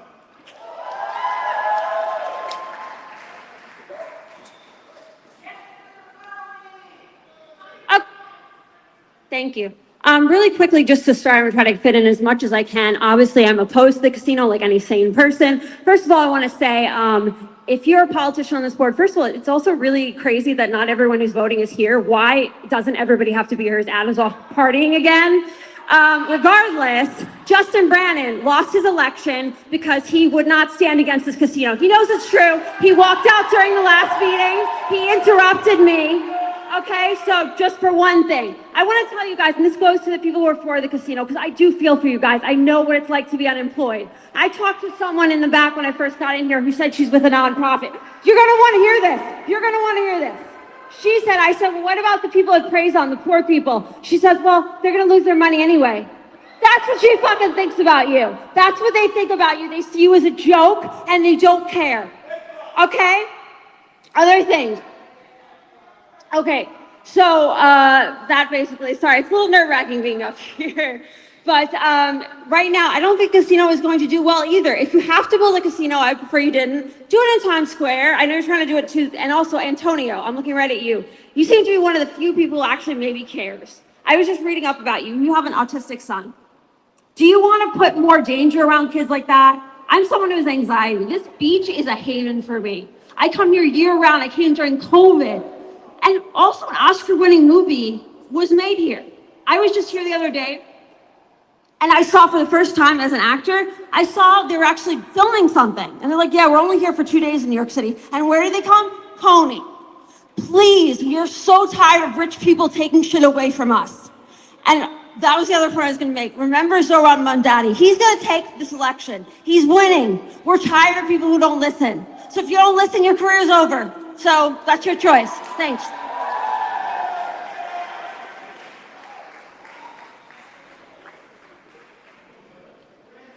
Good afternoon, everyone. My name is Ron Greenberg. I am the new president of the 60th Precinct Community Council. I am a board member of Brooklyn Community Board 13. I'm also a board member of the Neighborhood Advisory Board for District 13 in Brooklyn. I urge you, vote yes on the casino. The Coney Casino is a once-in-a-generation opportunity to return the People's Playground Amusement District to its former glory as a year-round destination, while simultaneously rejuvenating nearby disadvantaged communities. The benefits of the project far outweigh the risks, and those who oppose the proposal suffer from closed-minded myopic vision and are unable or unwilling to fathom the totality of the project's conceptual design. The Coney Island community has suffered from decades of neglect and depressed economic conditions, high rates of unemployment, persistent and serious gun violence, and social disorder. The Coney Casino will bring about sustainable economic, social, and cultural improvements, from its thousands of job opportunities to its infrastructure improvements, has street and lighting upgrades, increased transit services, and the potential of ferries and jitney buses. The Coney Casino's investment includes the Coney Trust that will adhere to the Public Authorities Accountabilities Act standards to ensure transparency and accountability and community oversight. The community trust directors will include local stakeholders who will be invested. Thank you, sir. Thank you so much. Thank you. Thank you. Hello, I'm a resident here of 11224 for over 20 years. I could not disagree more with the gentleman before me. I wish I had an example of where a casino actually does revitalize the neighborhood. I can't think of one. I'd be really happy to hear of one, but I've been listening to the arguments for. So there's jobs. Jobs are important. Construction jobs, change, crime and addiction, we have it anyway. So all those things are true. And then the question is, what kind of change and at what expense? I think a lot of people have made very credible arguments of why this change is not going to be for the better. Yeah, we have addiction and crime, but you are actually putting the most vulnerable people and high-risk people at much more, risk with this type of investment. Construction jobs, we have a lot of new development here right now. And I don't think that the Coney Island residents are the beneficiaries of those construction jobs. I don't think that they're trained for it. And then crime and addiction, well, we already discussed that. What I really want to say, because this is the most important thing. I rather travel to a job and keep my paycheck and keep my dignity. So unless you can bring a job that is not going to make somebody lose all their money, I'm not for it. I vote no.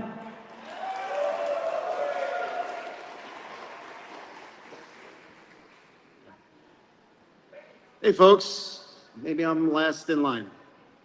Randy Piers from the Brooklyn Chamber of Commerce. It's not an easy decision you have before you, but I want to say a few things that haven't been said, I hope.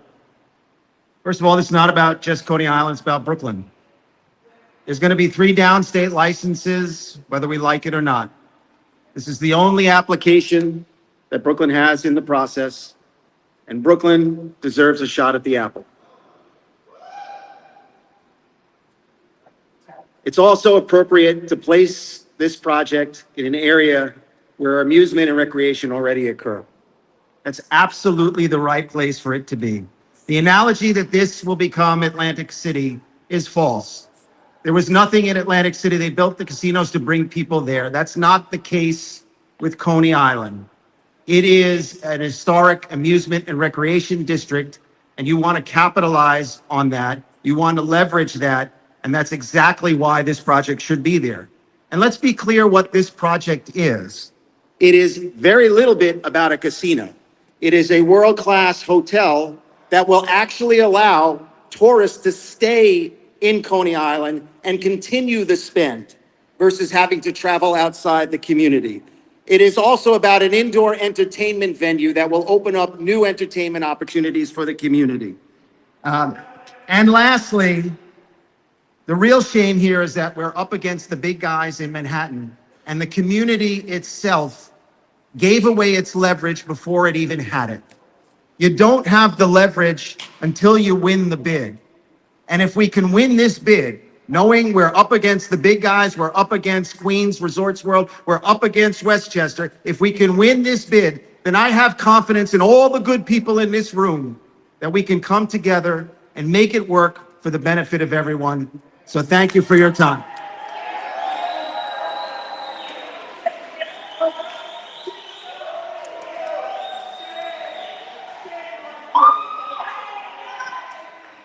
Hi, I'm Amanda Deutsch. I'm an educator, a poet, and a children's librarian. I've worked in Coney Island for the last 20 years, and I come from several generations of Coney Islanders.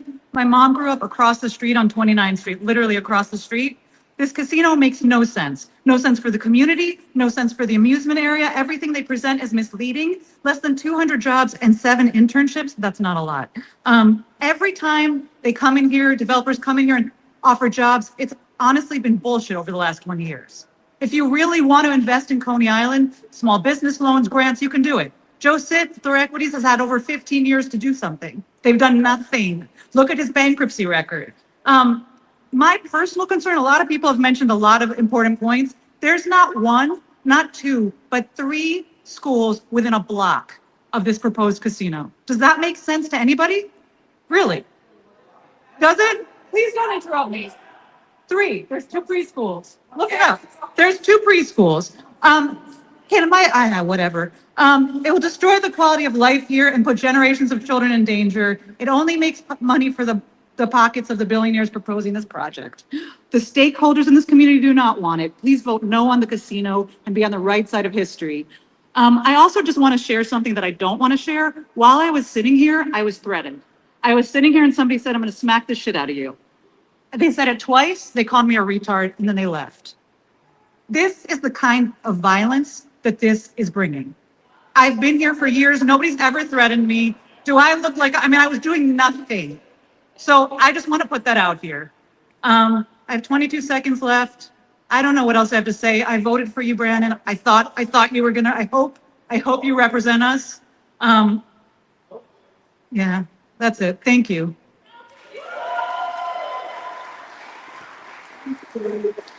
Okay, we have no more individuals wishing to speak, so we will adjourn this public hearing. As mentioned, today's hearing was the first of 2.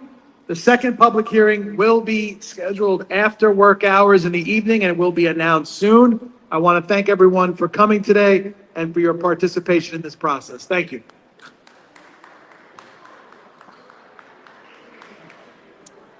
Ta-da. Oh,